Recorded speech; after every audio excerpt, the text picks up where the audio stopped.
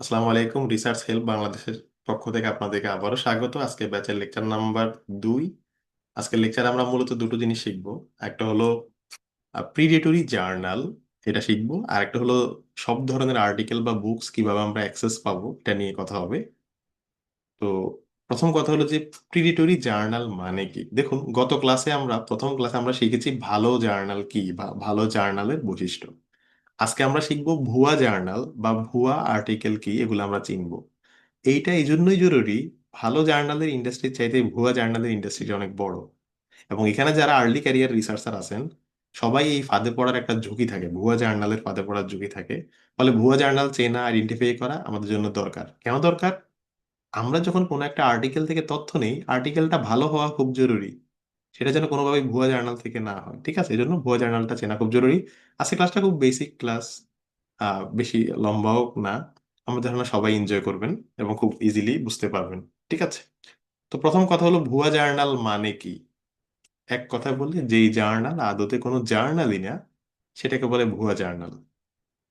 ঠিক আছে, আমি গত বছর এই কথাটা বলেছি যে আমরা 2023 সালে সেন্ট মার্টিন যাব। নর্মালি সেন্ট মার্টিন পরিবহন, যেটা টেকনাফ যায়, এটার ভাড়া হচ্ছে 1600 টাকা বা 2000 টাকা এরকম। কিন্তু আমরা অল্পের জন্য একটা ভুয়া বাসের পাল্লায় পড়তেছিলাম, যেটার নাম হলো সেন্ট মার্টিন সেবা। মানে মেইন কোম্পানিকে নকল করে একদম সিমিলার ব্যানার, সবকিছুই সেম, কিন্তু সার্ভিস খুবই খারাপ। খুব স্বাভাবিক, তারা তো মেইন কোম্পানিকে নকল করেছে, খারাপ হবেই। তা আমি আমাদের ব্যাচ গুলো শুরু হলে আমি এই উদাহরণটা বেশি দেই। আরেকটা উদাহরণ হলো, আমার ফ্রেন্ডদেরকে বাসায় দাওয়াত দিছিলাম, তো আমি মানে চাল কিনতে গিয়ে, একটা চাল আছে চাষি ভাই, আরেকটা হলো চাষি, এবং দুইটার একরকম, মানে বোঝা যায় না যে কোনটা আসল কোনটা নকল। তা আমি ভুল করে ভুলটাই নিয়ে আসছিলাম। তো এটা হচ্ছে আমাদের মানে প্র্যাকটিক্যাল লাইফে আমরা এরকম অনেক ভুয়া জিনিসের পাল্লায় পড়ি। কিন্তু রিসার্চের লাইনে এটা মহামারী আকার ধারণ করে ফেলছে। অর্থাৎ ভুয়া জার্নালের ইন্ডাস্ট্রিটা এতই বড়, আপনি অনলাইনে পড়তে পড়তে ভালো আর্টিকেলের চাইতে ভুয়া আর্টিকেলই বেশি পাবেন। ফলে এগুলা চেনা খুব জরুরি। এখন ভালো জার্নাল তো আমরা ইন্ডেক্স দিয়ে চিনতে পারি, যে হ্যাঁ সেই স্কোপাস, ওয়েব অফ সায়েন্স বা দোয়াজের তালিকায় আছে, এই জার্নালটা চিনতে পারি। কিন্তু ভুয়ার এরকম পিন পয়েন্টে কোনো তালিকা নাই। কিছু তালিকা আছে, আমি সেটা দেখাবো। এই জন্য ভুয়া জার্নালকে মানে দেখে চিনতে পারা জরুরি আর কি। তো আমরা এই জন্য ভুয়া জার্নালের নিয়ে আজকে ডিটেলস কথা বলবো। তো প্রথম কথা হলো যে কেন মানুষ ভুয়া জার্নালে আর্টিকেল পাবলিশ করে। মানে এটা তো আমাদের প্রশ্ন আসতে পারে যে গবেষকরা ভালো জার্নাল রেখে তারা ভুয়া জার্নালে কেন আর্টিকেল পাবলিশ করে। তো ভুয়া জার্নালে কেন আর্টিকেল পাবলিশ করে, এটা নিয়ে একজন একটা রিসার্চ করেছে। ওনার নাম হচ্ছে সেরহাট কুট। উনি সম্ভবত তুর্কির একজন গবেষক। উনি কেন রিসার্চাররা ভুয়া জার্নাল আর্টিকেল পাবলিশ করে এইটা নিয়ে উনি একটা পেপার করেছে, বুঝছেন। কিন্তু তো উনি এখানে 4টা মেইন কারণ পেয়েছেন যে অথররা কেন ভুয়া জার্নাল আর্টিকেল পাবলিশ করে। মানে উনি রিসার্চ করে 4টা মেইন কারণ পেয়েছেন। আমি একটা একটা করে বলছি, হ্যাঁ। একটা হলো যে ল্যাক অফ অ্যাওয়ারনেস, এটা কিন্তু একটা বড় কারণ। মানে অনেকে জানেই না যে ভুয়া জার্নাল নামে আদৌ কিছু আছে। যেমন আমার মনে আছে যে আমার মনে মনে আছে কি এখনো, যেমন আমার মা হচ্ছে মাঝে মাঝে বলে যে এই দেশে নাকি এটা হয়েছে, ফেসবুকে দেখছি। মানে উনি হয়তো ফেসবুকটারে একটা মেইন মিডিয়া মনে করতেছে, কিন্তু ফেসবুকে যা আমরা দেখতেছি এটাও তো ফেব্রিকেট হইতে পারে, এটা হয়তো উনি বুঝতেছে না। ঠিক তেমনি আমরা যারা নতুন রিসার্চার, তো ওনারা হচ্ছে যে আমরা জানিই না যে ভুয়া জার্নালের এত বড় একটা ইন্ডাস্ট্রি আছে। ফলে আমরা আর্টিকেল পাবলিশ করে ফেলি, এটা যে ভুয়া আমরা জানতেও পারি না। ঠিক আছে, ঠিক আছে, কারণ আমাদের এটা খেয়ালই নেই। আমি এমনও দেখছি যে মেডিকেল ফিল্ডে 80,000 টাকা ফি, 90,000 টাকা ফি, অথচ মানে জার্নালটা ভুয়া, টাকাটাও নষ্ট, কাজটাও নষ্ট। তো ল্যাক অফ অ্যাওয়ারনেসের কারণে, অর্থাৎ অ্যাওয়ারনেসের অভাবের কারণে ভুয়া জার্নালে আর্টিকেল চলে যায়। কারণ রিসার্চাররা জানেই না যে জার্নালটা ভুয়া। তো আমি এই পেপারটা আপনাদেরকে দিয়ে দেবো, যারা ডিটেলস পড়তে চান তারা এখান থেকে ডিটেলস পড়তে পারবেন। দেখবেন যে ওরা অ্যানালাইসিস করছে কোন দেশগুলোতে বেশি ভুয়া জার্নাল পাবলিশ হয়, এটা একটা ট্রেন্ড এখানে দিছে। ইন্ডিয়া, পাকিস্তান, নাইজেরিয়া, এগুলোতে একটু ভুয়া জার্নালের এটা একটু বেশি। তো একটা হলো অ্যাওয়ারনেসের অভাব, আরেকটা কারণ হলো সোশ্যাল আইডেন্টিটি থ্রেট। আমি আবার বলছি, কেউ এটা পার্সোনালি না না নেই, আমরা জাস্ট উদাহরণের জন্য বলি। যেমন এখানে অনেকে আছেন যে হয়তো সিনিয়র ফ্যাকাল্টি হয়ে গেছেন, কিন্তু আপনার কোনো পেপার নাই। তো আহ, মানে আপনি চিন্তা করতেছেন যে আমার পেপার নাই, এটা কেমন দেখায়। মানে এটা কি বলে, আইডেন্টিটি থ্রেট, যে আমি প্রফেসর হয়ে যাচ্ছি, আমার পেপার কম, আমার পেপার নাই। তো এই আইডেন্টিটি থ্রেট থেকেও আমরা অনেকে আহ, মানে পেপার পাবলিশ করে ফেলি আর কি, যে না, আমার পেপার লাগবেই, কারণ আমার পেপার নাই এটা কেমন দেখায়। তো এটাও একটা কারণ।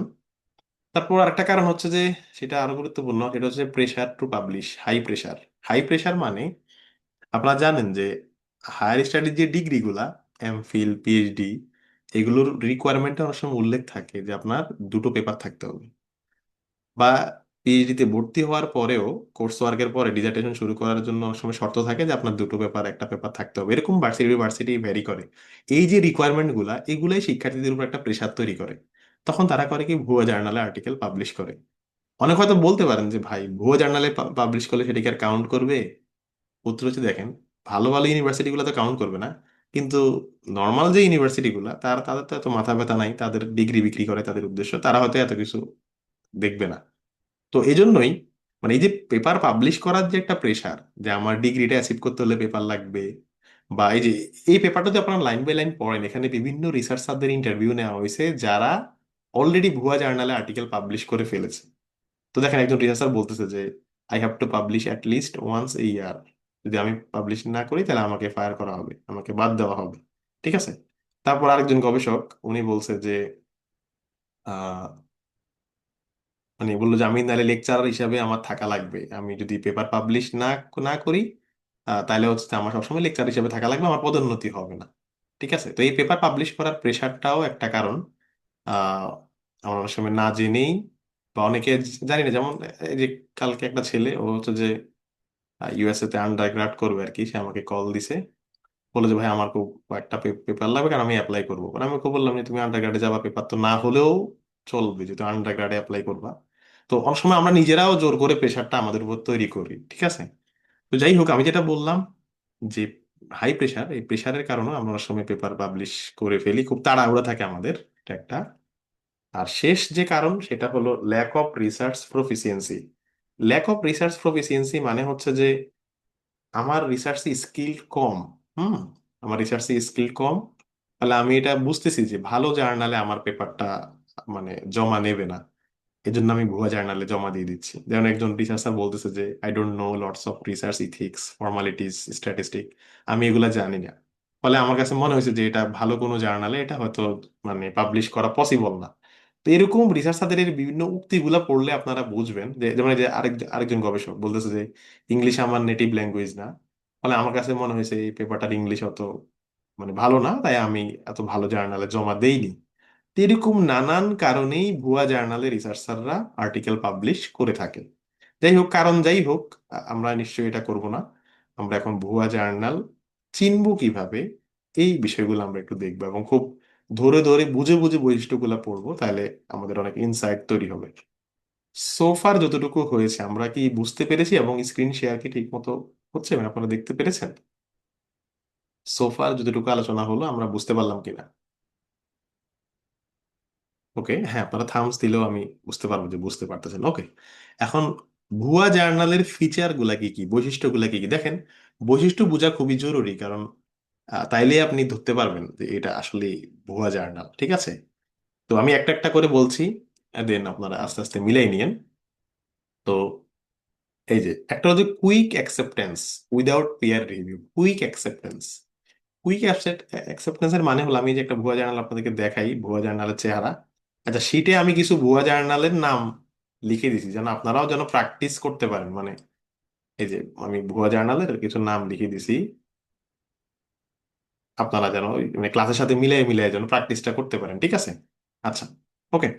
তো খেয়াল করুন, এই মানে অনেক ফাস্ট রিভিউ, মানে দ্রুত পাবলিশ করে ভুয়া জার্নালগুলো। খেয়াল রাখবেন যে একটা জার্নাল আর্টিকেলে জমা দেওয়া থেকে পাবলিশ হওয়া পর্যন্ত অনেকগুলো স্টেপ পার করতে হয়। আমি যদি একটু শর্টকাটে বলি, আমরা যখন একটা আর্টিকেল জার্নালে জমা দিই, জমা দেওয়ার পরে সেটা একটা ইনিশিয়াল স্ক্রিনিং হয়। ইনিশিয়াল স্ক্রিনিং মানে আমাদের আর্টিকেলটা ওই জার্নালের সাথে অ্যালাইন করে কিনা, জার্নাল প্লেজারিজম চেক করে।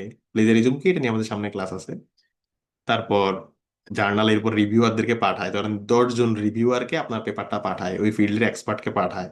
যারা ইনভাইটেশন অ্যাকসেপ্ট করে ওদেরকে 15-20 দিন সময় দেয়, ওরা রিভিউ করে, রিভিউ করার পর আবার অথরকে পাল্টা কমেন্ট গুলা পাঠায়। অথর কমেন্ট ঠিক করে আবার জমা দেয়। অথর জমা দিলে এরপর আবার পাল্টা কমেন্ট দেয়, পাল্টা জমা দেয়, এরপর জার্নাল অ্যাকসেপ্ট করে, অ্যাকসেপ্ট করার পরে প্রোডাকশন স্টেজেও 7 থেকে 10-15 দিন সময় লেগে যায়। যে আমার লাস্ট আর্টিকেল যেটা, এটা পাবলিশ হওয়ার প্রায় 15-20 দিন পরে অনলাইনে আসছে। কারণ পাবলিশ হওয়ার পরে দেখেন, এই যে আজকে আমাদের ব্যাচের স্টুডেন্টদের যে আর্টিকেলটা অ্যাকসেপ্ট হলো, এই যে যে আর্টিকেলটা অ্যাকসেপ্ট হলো, এটা কিন্তু ইয়েতে আসতে মানে প্রোডাকশনে আসতে, যে এটা কিন্তু মাত্র প্রোডাকশনে গেছে। এটা প্রোডাকশন হয়ে পাবলিশ হতে আরো 8-10 দিন সময় লাগবে, কারণ এখানে আরো টুকটাক কিছু কাজ আছে। ঠিক আছে, কিছু ছোটখাটো কারেকশন আছে। তো আমি যেটা বলতে চাচ্ছি আর কি, যে একটা একটা জার্নাল, একটা আর্টিকেল ভালো জার্নালে পাবলিশ হওয়ার ক্ষেত্রে গড়ে 3 থেকে 4 মাস সময় লাগে। মানে আর্টিকেল জার্নালে জমা দেওয়া থেকে পাবলিশ হতে গড়ে 3 থেকে 4 মাস সময় লাগে। এর চাইতে বেশি সময় লাগতে পারে, তবে কম সময় খুব একটা লাগবে না। মানে এর চাইতে বেশি সময় লাগে, সাধারণত এর চাইতে বেশি সময় লাগে। ঠিক আছে, যেমন আমি যদি আমার লাস্ট আর্টিকেল যেটা, এটা আপনাদেরকে দেখাই, এটা পাবলিশ হয়েছে টেইলর ফ্রান্সিসের জার্নালে। তো এটা দেখেন, আমরা জমা দিয়েছি 23শে মে 2025, পাবলিশ হয়েছে জানুয়ারির 8 তারিখ 2026। তো প্রায় এখানে 7 মাস লেগে গেছে। আপনাদের হয়তো এত বেশি সময় লাগবে না, এটা ফিল্ড টু ফিল্ড ভ্যারি করে। কত সময় লাগবে এটাও বোঝার উপায় আছে, আমরা এটা দেখাবো অন্য কোনো ক্লাসে। তো যেটা বললাম, যে একটা আর্টিকেল ভালো জার্নালে পাবলিশ হতে একটা লম্বা সময়ের প্রয়োজন হয় নানান কারণে। কিন্তু ভুয়া জার্নালগুলা, তারা আপনাকে বলবে যে আপনার আর্টিকেল তারা 24 ঘন্টার মধ্যে বা 7 দিনের মধ্যেই তারা এটা পাবলিশ করে দেবে, 7 দিনের মধ্যেই। তার মানে আপনারা এটা তো বুঝতেছেন যে 7 দিনে, 14 দিনে, 3 দিনে একটা পেপার পাবলিশ হওয়াটা রিয়েলিস্টিক না। আমরা কি এটা বুঝতেছি? এটা চ্যাট বক্সে জানাই, আমরা কি বুঝতেছি মানে কেন এটা পসিবল না? কারণ এখানে অনেকগুলা স্টেপ আমাদের পার হয়ে দেন পেপারটা পাবলিশ হয়। ওকে, তাহলে এই যে জার্নালটা যেটা আপনারা স্ক্রিনে দেখতে পাচ্ছেন, তারা যে বললো 24 ঘন্টায় আপনাকে অ্যাকসেপ্ট করে দেবে, তার মানে এটা একটা ভুয়া জার্নালের একটা পটেনশিয়াল সাইন। ঠিক আছে, একটা পটেনশিয়াল সাইন। ওকে, তাহলে আমরা একটা বৈশিষ্ট্য শিখলাম, যে quick acceptance without peer review. Quick acceptance without peer review. Peer review মানে এই যে আমরা জার্নালে আর্টিকেল জমা দিলে রিভিউ প্রসেস যে পার হয়, এটাকে বলে পিয়ার রিভিউ। আপনার পিয়ার মানে এই ফিল্ডে যারা এক্সপার্ট তারা রিভিউ করে। ঠিক আছে, আচ্ছা। এরপর আমরা একটা একটা করে আমরা আগে বেশি গুরুত্বপূর্ণ বৈশিষ্ট্যগুলো আমি বলি, দেন অন্যগুলোতে যাচ্ছি। এরপর যে ফেক ইন্ডেক্সিং বা ফেক ইম্প্যাক্ট ফ্যাক্টর বা ফেক সাইটেশন, মানে অনেক জার্নাল তার গায়ের সাথে লিখে রাখে তার ইম্প্যাক্ট ফ্যাক্টর এত, তার সাইট স্কোর এত, কিন্তু বাস্তবে এত না। দেখেন এই জার্নালটা লিখে রাখছে তার ইম্প্যাক্ট ফ্যাক্টর 9.1। তার মানে সে ইম্প্যাক্ট ফ্যাক্টর 9.1 লিখে রাখছে, মানে হচ্ছে যে তার ইম্প্যাক্ট ফ্যাক্টর খুব হাই, সে খুব ভালো জার্নাল আছে। তো আমরা জানি যে ইম্প্যাক্ট ফ্যাক্টর দেয় হচ্ছে কে, ইম্প্যাক্ট ফ্যাক্টর দেয় হচ্ছে ওয়েব অফ সায়েন্স। আর সাইট স্কোর দেয় হচ্ছে স্কোপাস। মানে স্কোপাস তার জার্নালগুলোকে এরকম মার্কিং করে আর কি। এখন যদি আমরা এই জার্নালের নামটা লিখে সার্চ করি, দেখেন এই জার্নালের নামটা আমি লিখলাম, লিখে এবার যদি আমি স্কোপাসের ওয়েবসাইটে যাই, খেয়াল করুন, আমরা গত গত ক্লাসে দেখাইছি কিভাবে স্কোপাসের ওয়েবসাইটে যেতে হয়। আপনি জাস্ট আহ, মানে স্কোপাস লিখে যদি সার্চও করেন ল্যাপটপ দিয়ে তাহলেও পারবেন। ওকে, তো স্কোপাসের ওয়েবসাইটে যে আমি সার্চ করলাম, স্কোপাসের ওয়েবসাইট পেয়ে গেলাম। স্কোপাসের ওয়েবসাইটে গিয়ে সোর্সে ক্লিক করবেন। যাদের স্কোপাসে অ্যাকাউন্ট নাই, যাদের স্কোপাসে অ্যাকাউন্ট নাই তারাও এতটুকু অন্তত পারবেন। ঠিক আছে, আচ্ছা। তো এই স্কোপাসের সোর্সে গিয়ে টাইটেল ক্যাটাগরি থেকে এই যে আমি জার্নালের নাম লিখে সার্চ করলাম। এবার খেয়াল করুন, আমি এই যে ফাইন্ড সোর্সে ক্লিক করলাম, ক্লিক করার সাথে সাথে আমার কোনো ডকুমেন্ট দেখাচ্ছে না। তার মানে কি? তার মানে খেয়াল করুন, যে সে দাবি করতেছে তার ইমপ্যাক্ট ফ্যাক্টর 10, অথচ সেই স্কোপাসের তালিকায় নাই। আর ইমপ্যাক্ট ফ্যাক্টর দেয় হলো ওয়েব অফ সায়েন্স নামক কোম্পানি। তো আমরা দেখি ওয়েব অফ সায়েন্সের ওয়েবসাইটে গিয়েও সার্চ করে দেখি। আপনারা, আমি এই যে এখন একই জিনিস আমি ওয়েব অফ সায়েন্সের ওয়েবসাইটে গিয়ে সার্চ করে দেখাচ্ছি। আচ্ছা, ওকে। তো দেখুন, আমরা এই যে ওয়েব অফ সায়েন্স লিখে গুগলে সার্চ করলে ওয়েবসাইটটা পাবো, বা Web of Science master journal list লিখে সার্চ করলে পাবেন। এখানেও যদি আপনাদের ইউনিভার্সিটি থেকে অ্যাকাউন্ট দেওয়া থাকে তাহলে ফুল অ্যাক্সেস পাবেন, আর না হলে লিমিটেড অ্যাক্সেস পাবেন, অ্যাটলিস্ট চেক করতে পারবেন। ঠিক আছে, আমরা ওয়েব অফ সায়েন্সের ওয়েবসাইটটা পেয়ে গেলাম। ওয়েব অফ সায়েন্সে আমি এখন যদি সার্চ করি, দেখবেন এই বানানে কোনো জার্নাল পাবেন না, অন্য বানানে আছে, এই বানানে নাই। এই যে international journal of all research education and scientific method, এই বানানে কিন্তু নাই। ঠিক আছে, তার মানে সে যে দাবি করছে যে ইম্প্যাক্ট ফ্যাক্টর তার 9.8, ইম্প্যাক্ট ফ্যাক্টর দেয় হচ্ছে ওয়েব অফ সায়েন্স নামক কোম্পানি, তাহলে সে তার তালিকাতেই নাই। তাহলে আপনারা বলেন তো এই জার্নালটা যে ভুয়া, এইটার আর কোনো সন্দেহ আপনাদের আছে? সেটা ভুয়া ক্লেম করতেছে। সে বলতেছে যে আমি ডাক্তার, অথচ তার বিএমডিসি তে তার কোনো রেকর্ড আমরা পাচ্ছি না। তার মানে এটা একটা ভুয়া জার্নাল, ঠিক আছে। ওকে, স্ক্রিন একটু পরে আসতে পারে কারণ এটা মোবাইল টু মোবাইল ভ্যারি করে, এটা আমাদের কিছুই করার নাই। মানে এটা একটু 2-3 সেকেন্ড পরে আসে, আমাদের প্রথম 3টা ক্লাসে স্ক্রিন শেয়ারিংটা বেশি, এই জন্য একটু স্ক্রিন পরে আসে, কিন্তু পরের ক্লাসগুলোতে এতটাও আমাদের বারবার ওয়েবে ঢুকে ট্যাবে ঢুকা লাগবে না আর কি। কিন্তু মূল বিষয়টা বুঝলেই হবে। ওকে, তাহলে আমাদের আরেকটা বৈশিষ্ট্য আমরা দেখলাম যে fake impact factor, fake impact factor, ঠিক ঠিক আছে। আচ্ছা, এরপরের বৈশিষ্ট্য আমরা দেখি, ফেক ইন্ডেক্সিং বা ফলস ইন্ডেক্সিং। কিছু কিছু জার্নাল আছে এরা দাবি করে যে আমরা স্কোপাসের তালিকায় আছি, কিন্তু বাস্তবে সে স্কোপাসের তালিকায় নাই, ঠিক আছে। এরকম কিছু ইয়ে থাকে, যেমন আমি এটার ক্ষেত্রে দেখাই। আচ্ছা, এই জার্নালের ক্ষেত্রে দেখেন ইন্ডেক্সিং মানে কি, বলি ইন্ডেক্সিং মানে তাকে কারা স্বীকৃতি দেয়, মানে তাকে কারা স্বীকৃতি দেয়, এটা হচ্ছে, এটাকে বলে ইন্ডেক্সিং, ঠিক আছে, ঠিক আছে। যেমন ধরেন ইউজিসি আমাদের ইউনিভার্সিটি গুলাকে স্বীকৃতি দেয়, ফলে আমরা মানে বলতে পারি যে ইউজিসি স্বীকৃত ইউনিভার্সিটি গুলা লিগাল। ঠিক তেমনই এখন এরা লিখে রাখছে যে আমাকে স্বীকৃতি দেয় এই এই ওয়েবসাইট গুলা, এই এই সংস্থাগুলো আমাকে স্বীকৃতি দেয়, কিন্তু বাস্তবে হলে এদের নিজেদেরই কোনো ভ্যালু নাই। মানে এখানে যে নামগুলো আপনারা দেখতে পাচ্ছেন ইন্ডেক্সিং হিসাবে এদের কোনো ভ্যালু নেই। আমরা বলছিলাম যে স্কোপাস, ওয়েব অফ সায়েন্স, দোয়াজ, এবিডিসি এরা হচ্ছে ভালো ভালো ইন্ডেক্সিং, ঠিক আছে। যেমন ওয়ার্ল্ড ওয়াইড এডুকেশন র্যাঙ্কিং এর জন্য আমরা দেখি যে Times Higher Education ranking, QS ranking, এগুলো হচ্ছে নাম নাম করা। ঠিক তেমনি আর্টিকেলের ক্ষেত্রে এখানে যে নামগুলো দেখতে পাচ্ছেন এদের নিজেদেরই কোনো ভ্যালু নাই। আমি গত বছর বলছি যে আহমদ ছফা তার যদ্যপি আমার গুরু বইতে লিখেছেন যে রাজা রামমোহন রায়কে যখন রাজা শব্দটা উপাধি দিয়েছে রাজা দ্বিতীয় বাহাদুর শাহ, তখন তার নিজেরই কোনো রাজত্ব নাই, ঠিক আছে। তিনি নিজেই তখন নির্বাসনে ছিলেন বা যাচ্ছেন। তো অর্থ যে এরা বলতেছে যে আমাকে এরা এরা স্বীকৃতি দিচ্ছে, এদের নিজেদেরই কোনো স্বীকৃতি নাই। যে সে বলতেছে তাকে রেডিট তাকে স্বীকৃতি দিচ্ছে, অথচ রেডিট হচ্ছে একটা সোশ্যাল প্ল্যাটফর্ম, ঠিক আছে। মানে হাবিজাবি কিছু নাম এখানে লিখে রাখছে। এরকম বেশিরভাগ ভুয়া জার্নালে আপনারা দেখবেন এরকম অনেকগুলা নাম লিখে রাখে যে আমাদেরকে এরা এরা স্বীকৃতি দেয়, কিন্তু বাস্তবে এটার কোনো ভ্যালু নাই, ঠিক আছে। তো ফেক ইম্প্যাক্ট ফ্যাক্টর এটাও একটা ইস্যু আর কি। ওকে, তারপর আহ আচ্ছা, এরপরের যে বৈশিষ্ট্যটা আর কি, আমরা গুরুত্বপূর্ণ বৈশিষ্ট্যগুলো একটু আগে দেখাচ্ছি। আচ্ছা, এরপর হচ্ছে যে খুব কেয়ারফুল ভাবে দেখেন। আরেকটা হলো যে ভেরি লো পাবলিকেশন চার্জ। লো পাবলিকেশন চার্জ মানে ব্যাপারটা একটু বুঝেন। আপনারা যদি যেমন আমার এই যে আর্টিকেলটা দেখেন, এই আর্টিকেলটা যে জার্নালে পাবলিশ হয়েছে একটু আগে যেটা দেখালাম, এই যে আর্টিকেলটা, এই যে কোজেন্ট এডুকেশন, হ্যাঁ, এদের কিন্তু পাবলিকেশন চার্জ অনেক হাই, ঠিক আছে। আপনার যে কোনো আর্টিকেলের অ্যাবাউট সেকশনে গেলে, এরপর এই যে ফিতে গেলে দেখবেন ওখানে লেখা আছে যে এই যে এপিসি মানে আর্টিকেল প্রসেসিং চার্জ, ঠিক আছে। এখানে গেলে আর্টিকেল পাবলিশ করতে কত টাকা লাগবে এরকম টাকা পয়সার হিসাব নিকাশ পাবেন। তো যে কোনো ভালো জার্নালে আর্টিকেল পাবলিশ করতে প্রথম কথা হলো টাকা লাগবে না, অলমোস্ট বেশিরভাগ ক্ষেত্রে টাকা লাগবে না, টাকাটা আমরা কোনো না কোনোভাবে মৌকুব হবে আর কি আমাদের জন্য ইনশাল্লাহ। আমাদের কোনো পার্টিসিপেন্টেরই আর্টিকেল পাবলিশ করতে টাকা লাগে না, ঠিক আছে। বেশিরভাগ জার্নালেই আমরা আর্টিকেলের ফিটা মৌকুব করতে পারবো। তবে জার্নালগুলোর মানে ফিটা কিন্তু অনেক বেশি। মানে আমাদেরকে মৌকুব করে দেবে ঠিক আছে, কিন্তু ওদের অরিজিনাল ফি হচ্ছে 2 লাখ টাকা, 2.5 লাখ টাকা, 3 3 লাখ টাকা। তো এটা কিভাবে মৌকুব করে এটা নিয়ে আমরা কথা বলবো, ঠিক আছে। কিভাবে মৌকুব করতে হয় এটা নিয়ে আমরা কথা বলবো। কিন্তু আপনি দেখবেন যে স্কোপাস এবং ওয়েব অফ সায়েন্সের যে আর্টিকেল জার্নালগুলো, তাদের পাবলিকেশন ফি এরকম 2 3 4 লাখ টাকা এরকম হয়। মানে মকুব করে দেয় বাংলাদেশি হওয়ার কারণে বা অন্য কোনো কারণে। কিন্তু ভালো জার্নালে সাধারণত স্কোপাস, ওয়েব অফ সায়েন্স বা টপ পাবলিশার যারা, এদের জার্নালের পাবলিকেশন ফি কখনোই 8,000 টাকা, 5,000 টাকা এরকম হবে না। 12,000 টাকা, 15,000 টাকা সাধারণত এরকম হবে না।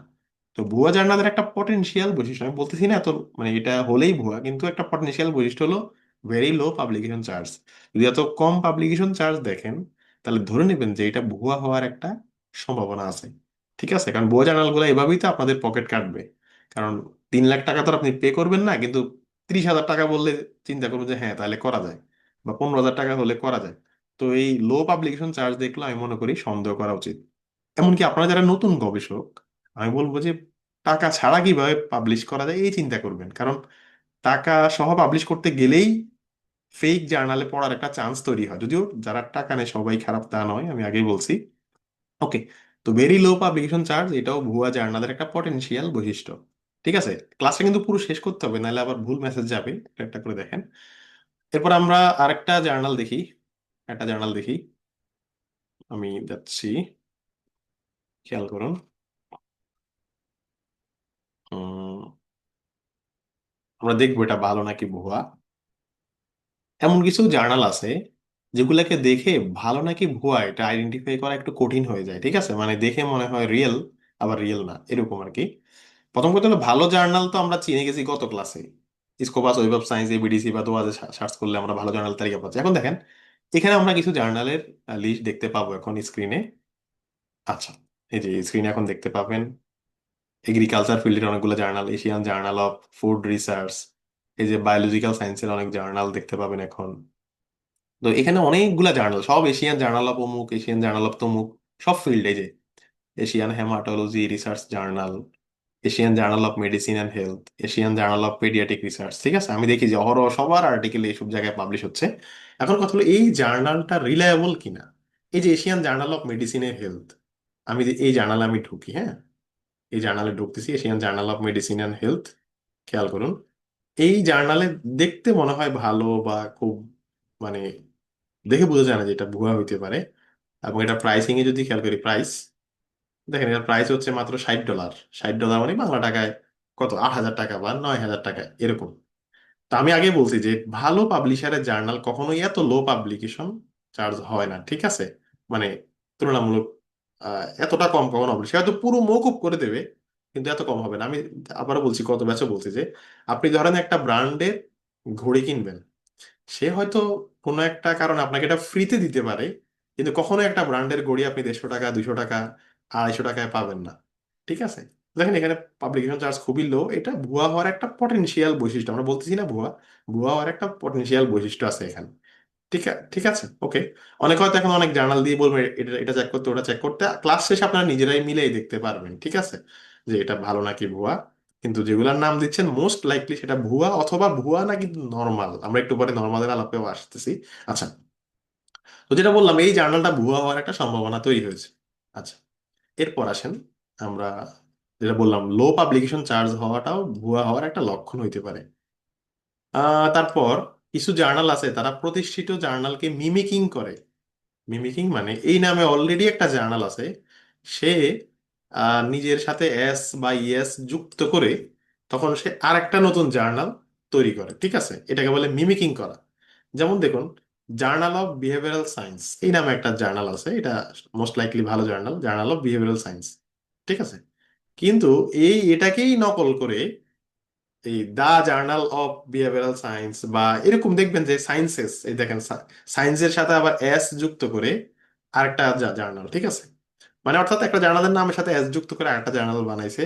আমরা যেমন বাজারে দেখবেন যে ওই কিছু জুতা আছে যেগুলো মানুষ ওয়াশরুমের জন্য কিনে, ওই যে অ্যাপোক্স, এরকম অ্যাপোক্স বাট্টা, মানে ভালো কোম্পানিকে নকল করে দেখতে ওটার মতো।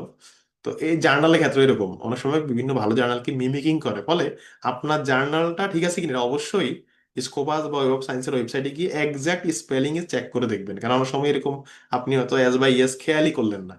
ঠিক আছে, তো এইটা একটু মাথায় রাখবেন আর কি, যে মিমিকিংও হইতে পারে। ঠিক আছে, জার্নালটার নামটা মিমিকিং করে আর একটা নতুন জার্নালের জন্ম হইতে পারে, এটা একটা।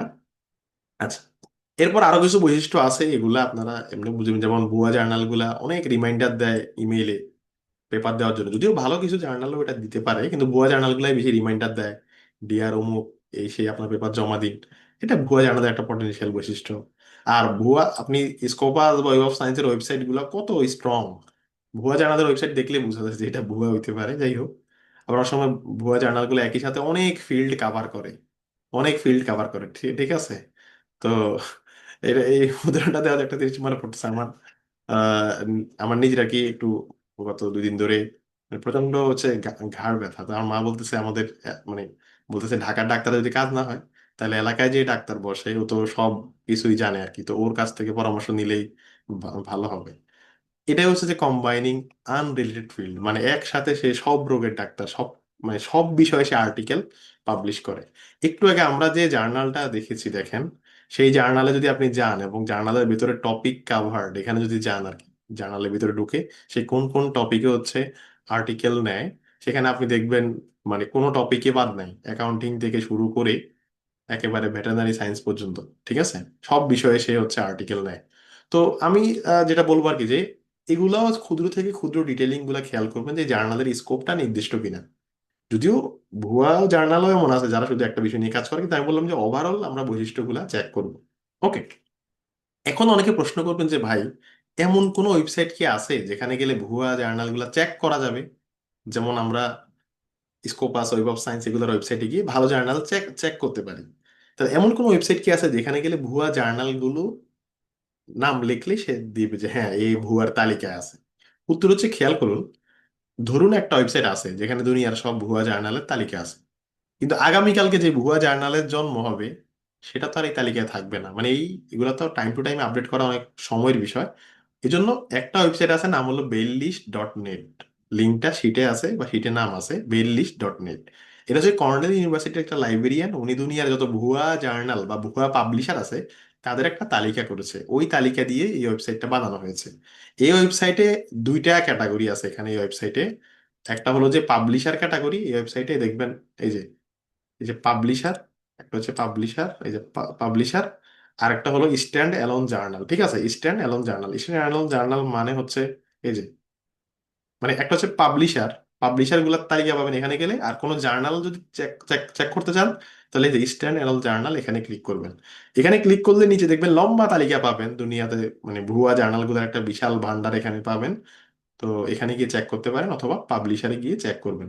এখন তার মানে আমরা একটা ওয়েবসাইট পেয়ে গেলাম যেখানে গেলে ভুয়া জার্নালের তালিকা পাওয়া যাইতে পারে। এখন দেখুন, খেয়াল করুন, একটু আগে আমরা যে এই জার্নালটাকে বলেছি যেটা ভুয়া হইতে পারে, সেই জার্নালের নাম লিখে যদি আমরা এই ওয়েবসাইটে সার্চ করি তাহলে কি হয় খেয়াল করেন। আচ্ছা, দেখুন আমরা বারবার হচ্ছে যে বিষয়গুলা ব্রাউজারে গিয়ে দেখাচ্ছি, এজন্য স্ক্রিনে তো একটু ডিলে হয়, কিন্তু এভাবে রিয়েল মানে শেখাটা হয় আর কি। আমি যেগুলাকে স্ক্রিনশট দিয়ে শিটে নিয়ে আসতাম তাহলে হয়তো আপনাদের স্ক্রিনটা ডিলে হতো না, কিন্তু এই যে ওয়েবসাইটে ঢুকে আমরা চেক করি এটা আপনারা শিখতে পারতেন না। তো একটু স্ক্রিন ডিলে হলেও আমার মতে এটাই ভালো আর কি, আমরা ওয়েবসাইটে ঢুকে ঢুকে এই বিষয়গুলো দেখাচ্ছি। ঠিক আছে, আশা করি স্ক্রিন ডিলে হলেও জিনিসটা মেনে নেবেন, কারণ এটা জুমের ইস্যু, আমাদের ইস্যু নয়। ওকে। এখন দেখেন আমরা এই ওয়েবসাইটে গেলাম বেল লিস্ট, সেখানে গিয়ে আমাদের জার্নালের নামটা এখন আমরা সার্চ করব। এই যে international journal of all research education and scientific method search করলাম। এখন সার্চ করে ইন্টার দেওয়ার পরে আমরা দেখলাম যে না, এখানে এই নামে কোনো ভুয়া জার্নাল নাই, এই নামে কোনো ভুয়া জার্নাল নাই। কিন্তু এই জার্নালের নামের যে সংক্ষিপ্ত রূপটা, মানে এই জার্নালের নামের যে পূর্ণ নাম না, সংক্ষিপ্ত রূপ যেটা ডোমেইন নেম, এই ডোমেইন নেম লিখে যদি এখন আমি সার্চ করি, অনেক সময় সংক্ষিপ্ত রূপ দিয়ে এন্ট্রি হয় না, ডোমেইন নেম দিয়ে এন্ট্রি হয়। এখন দেখেন, আমি এই জার্নালের নামের যে ডোমেইন নেম IJARESM, এটা লিখে আমি এই যে সার্চ করলাম, সার্চ করার সাথে সাথে দেখেন এই যে ভুয়ার তালিকায় তাকে পাওয়া গেছে, দেখছেন? তার মানে এই ভুয়ার তালিকায় এই জার্নালটিকে পাওয়া গেছে। তাহলে আমরা এইভাবেও চেক করতে পারি, যদিও সব ভুয়া এখানে থাকবে তা না, কিন্তু এখান থেকে যারা থাকবে মোস্ট লাইকলি এরা ভুয়া জার্নাল। আচ্ছা, এখন খেয়াল করুন, একটু আগে যে আমরা আরেকটা জার্নাল দেখেছি, Asian journal of medicine health, ঠিক আছে, Asian journal of medicine and health, এই জার্নালটা ভালো নাকি ভুয়া আমরা এটা দেখতে চাই, এটা ভালো নাকি ভুয়া। তো আমরা ওই যে আমাদের এটা কপি করলাম, কপি করে ওই যে বেল লিস্টের ওয়েবসাইটে যাব, খেয়াল করুন। আচ্ছা, বেলিশ ওয়েবসাইটে কি, যেহেতু এটা জার্নাল, তাহলে আমরা স্ট্যান্ড অ্যালোন জার্নাল এখানে ক্লিক করলাম। এই জার্নালে ক্লিক করে ইন্টার দিব, ইন্টার দিলাম আমি, খেয়াল করুন। ইন্টার দেওয়ার পরে দেখাচ্ছে না যে না এই নামে কোনো ভুয়া জার্নাল নাই, দেখাচ্ছে না। তার মানে কি এটা ভুয়া না? দেখুন, একটা জিনিস ভালো করে বুঝেন, ধরেন কোন একটা ওষুধের ফ্যাক্টরি ভুয়া, তাহলে ওই কোম্পানি যত ওষুধ বানাইছে সেটা ভুয়া কিনা এটা কি আর চেক করার দরকার আছে? ওষুধের ফ্যাক্টরিটাই ভুয়া, ফ্যাক্টরির মধ্যেই সব ভুয়া মালামাল পাওয়া গেছে। তাহলে ওই ওষুধ ফ্যাক্টরির যে মেডিসিন গুলা তারা বানাইছে আলাদা আলাদা ধরে ধরে কি ভুয়া বলার দরকার আছে? একটু চ্যাট বক্সে জানাবেন। দরকার নাই, কারণ তার মূল ফ্যাক্টরিটাই ভুয়া। ঠিক তেমনি এই জার্নালটা ভুয়ার তালিকায় নাই, এই জার্নালটা ভুয়ার তালিকায় নাই, কিন্তু এই জার্নালের যে ফাদার, ফাদার মানে এই জার্নাল যে কোম্পানির, ওটার নাম হলো সায়েন্স ডোমেইন। প্রত্যেকটা জার্নালের সাথে লেখা থাকে তারা কার আন্ডারে আছে, মানে এই যে এই জার্নাল হচ্ছে সায়েন্স ডোমেইন, এই কোম্পানির আন্ডারে আছে, ঠিক আছে, সায়েন্স ডোমেইন। তো আমি এখন সায়েন্স ডোমেইনকে কপি করে, মানে সায়েন্স ডোমেইন হচ্ছে এটার পাবলিশার। তো আমি এখন দেখেন সায়েন্স ডোমেইন নামটা যদি আমি কপি করি, কপি করে সায়েন্স ডোমেইন মানে এদের ফাদারের নামটা, মানে মূল ফ্যাক্টরির নামটা, পাবলিশার ক্যাটাগরিতে গিয়ে আমি যদি সার্চ করি, সায়েন্স ডোমেইন লিখে আমি যদি পাবলিশার ক্যাটাগরিতে সার্চ করি, সে আমাকে এই যে নামটা কিন্তু দেখাচ্ছে, দেখেন ভুয়ার তালিকায় সায়েন্স ডোমেইন ইন্টারন্যাশনাল, এটা কিন্তু ভুয়ার তালিকায় দেখাচ্ছে। তার মানে কি, তার মানে তার যে ফাদার অর্গানাইজেশন সেটাই ভুয়ার তালিকাভুক্ত, ফলে এর এর অধীনে যত জার্নাল আছে, এর অধীনে যত জার্নাল আছে তারা অটোমেটিক ভুয়া। আপনার কি আমার কথা বুঝছেন? এই বাংলাদেশি রিসার্চাররা বেশিরভাগই এই টাইপের জার্নালের ফাঁদে পড়ে, যাদেরকে দেখতে মনে হয় রিয়েল কিন্তু এদের মূল কোম্পানিটাই ভুয়া। আপনার আর্টিকেল জমা দিলেই বুঝবেন যে এটা ভুয়া কিনা। ঠিক আছে, একটা আর্টিকেল পাবলিশ করা রিয়েলি অনেক পরিশ্রমের কাজ, যেটা যারা পাবলিশ করেছে ভালো জার্নালে তারা জানে। সো আপনি জমা দিলেই নাম কাওয়াজতে একটা দুইটা কমেন্ট করে পাবলিশ করে দিচ্ছে, তো বুঝে যাবেন যে এটা আসলে ভুয়া জার্নাল বলেই এমন। ভালো জার্নালের কমেন্ট গুলা দেখেন তো মানে অবস্থা খারাপ খারাপ খারাপ করে ফেলে। তার মানে এই না যে খুব কঠিন, আমি বলতেছি যে মানে ভুয়া জার্নালগুলো নাম কাওয়াজতে রিভিউ করে আর কি। এখন দেখেন এদের ফাদার অর্গানাইজেশন সেটা কিন্তু ভুয়ার তালিকায় পাওয়া গেছে। সো যেহেতু ফাদার অর্গানাইজেশনকে ভুয়ার তালিকায় পাওয়া গেছে, সুতরাং এর অধীনে যত জার্নাল আছে, Asian journal of nephrology, Asian journal of physics and chemical science, Asian journal of education and social studies, সবগুলাই কিন্তু ইয়ে, ঠিক আছে। ওকে, একদম হচ্ছে ডোমেইনটা কিভাবে বের করব, এই যে এখানে ওই যে লিঙ্কে গেলে পাবেন, ইউআরএল এ গেলে পাবেন, ঠিক আছে। তো আমি জাস্ট বললাম যে অনেক আমরা একটু ডেপথে শিখতেছি, কারণ আমাদের বেসিক ক্লাস আমরা মানে একটু বুঝি যে ভুয়া জার্নাল গুলো কিভাবে এই প্র্যাকটিসটা করে আর কি। তাহলে এর ইয়াকেই ভুয়ার তালিকা পাওয়া যায়। তাহলে পাবলিশার ভুয়া হলে জার্নাল অটোমেটিক ভুয়া, পাবলিশার ভুয়া হলে জার্নাল অটোমেটিক ভুয়া। এবং আপনি যদি বেল লিস্টের ওয়েবসাইটে যান, সেখানে ভুয়া পাবলিশারদের লিস্ট পাবেন। দেখেন এক একটা পাবলিশারের আন্ডারে 150 জার্নাল থাকে, আর 150 জার্নালে লাখ লাখ আর্টিকেল পাবলিশ হয় প্রতি বছর। আপনারা স্ক্রিনে এখন দুনিয়ার ভুয়া পাবলিশার গুলার লিস্ট পাবেন, ঠিক আছে। আর বেশিরভাগ ভুয়া জার্নালের নামের আগে দেখবেন লেখা আছে, মানে সবাই না কিন্তু বেশিরভাগ ক্ষেত্রে এশিয়ান জার্নাল অফ তমুক, কানাডিয়ান জার্নাল অফ তমুক, আমেরিকান জার্নাল অফ, মানে আমেরিকান, এশিয়ান, কানাডিয়ান, এরকম কিছু মানে মুখরোচক নাম থাকে আর কি। অনেক সময় ইন্টারন্যাশনালও থাকে আর কি, ঠিক আছে। এটা মানে কেউ যদি মাইন্ড না করেন আর কি, আমি দেখি যে আমার একজন মানে টিচার ছিলেন আর কি, তো উনি এখন বেঁচে নাই। উনি আমাদের মসজিদের ইমাম ছিলেন। তো উনি কোথাও যখন মানে ওয়াজ করতে যেতেন, তখন থাকতে আন্তর্জাতিক খ্যাতি সম্পন্ন, কিন্তু আমার ধারণা যে উনি কখনো ঢাকা শহরেও আসেন নাই আর কি, ঠিক আছে, বা আসলেও খুব মানে রেয়ার অকেশনে এসেছেন। তো এগুলো অনেকটা এরকম, ধরেন ইন্ডিয়াতে কোনো একটা গলিতে বসে, মানে আমি ইন্ডিয়া বলতেছি তার মানে শুধু ইন্ডিয়া না, মানে ইন্ডিয়া, পাকিস্তান, বাংলাদেশ, কোনো একটা গলিতে বসে একটা ডোমেইন কিনছে 1,000 টাকা দিয়ে, একজন ডিজাইনারকে হয়তো 20,000 টাকা দিছে, সে একদম সব ডিজাইন করে দিছে। এখন এখানে বসেই সে কানাডিয়ান জার্নাল অফ অমুক, ইন্টারন্যাশনাল জার্নাল অফ তমুক, এভাবেই এগুলো চলতেছে, ঠিক আছে। ওরাও খুশি। আর যারা রিসার্চার কিছু জানে না আগামাথা, হয়তো ডিপার্টমেন্টের অমুক টিচার, অনেক সময় টিচাররাও জানে না, এই জিনিসটা আমার খুব খারাপ লাগে যে স্টুডেন্টরা তো আমাকে ভুল করে, টিচাররাও ভুল করে, মানে তারাও এগুলা পাবলিশ করে গণহারে। তো এগুলা থেকে আমরা একটু, যারা এখন জেনে ফেললাম, আমরা এগুলা থেকে একটু সেফ থাকার চেষ্টা করব, ঠিক আছে। আপনি নিজেই বুঝতেছেন যেগুলার পাবলিকেশন কোয়ালিটি কেমন। সুতরাং তো মানুষ নিজেকে তো আর ফাঁকি দেওয়া যায় না, হয়তো ভুল করে হইতে পারে, এটা ভিন্ন বিষয়। কিন্তু যেই জার্নালের কোনো নাম নাই কিছু নাই, জাস্ট আপনি দেন সেটা পাবলিশ করে দিচ্ছে। সো এটা কোনো মেক সেন্স করে না। তো এই ওয়েবসাইটে একটু দেখবেন, এটা ওয়ার্ল্ড ওয়াইড খুব বিখ্যাত ওয়েবসাইট। এখানে গেলে হচ্ছে আপনারা এই ভুয়া পাবলিশারের তালিকা পাবেন, ভুয়া জার্নালের তালিকাও পাবেন। আর এই তালিকার বাইরেও নিশ্চয় আরো ভুয়া আছে, এই জন্য আমরা মানে বৈশিষ্ট্যগুলো আপনাদেরকে দেখালাম। এখন এইবার আসেন, অনেকে প্রশ্ন করবেন যে ভাই, এই যে বিভিন্ন ইউনিভার্সিটির যে জার্নালগুলা, এগুলো কি ভালো নাকি ভুয়া? ধরুন ঢাকা ইউনিভার্সিটির জার্নাল, বা আমাদের বিভিন্ন মেডিকেল কলেজের নিজেদের কিছু জার্নাল থাকে, এরা কি ভুয়া নাকি এরা ভালো? কারণ আপনি যা পড়াইছেন গত 2 দিনে, কোনোটার সাথেই তো আসলে মানে মিলাইতে পারতেছি না। ঠিক আছে, এটা কি ভালো নাকি ভুয়া? বলেন তো দেখি চ্যাট বক্সে। এই যে বিভিন্ন ইউনিভার্সিটির জার্নাল টার্নাল থাকে, এগুলা ভালোও না, ভুয়াও না, ঠিক ঠিক আছে। আমাদের আমি আমি কি ক্রিকেট খেলা পছন্দ করি, তো আমরা মানে ক্রিকেট খেলা আপনারা জানেন যে অনেকে অলরাউন্ডার থাকে। তো কেউ কেউ এমন অলরাউন্ডার যে ব্যাটিংও পারে না, বোলিংও পারে না, ঠিক আছে। তো আমরা তাকে বলি নলা, জাস্ট আমাদের গ্রামের ভাষায় আর কি। তো আহ, এই জার্নালগুলো হচ্ছে এরকম, এরা ভালো না ভুয়াও না, এটা হচ্ছে নর্মাল জার্নাল, ঠিক আছে? নর্মাল জার্নাল বা লোকাল জার্নাল বা এগুলোকে আমরা ইন হাউস জার্নাল বলি।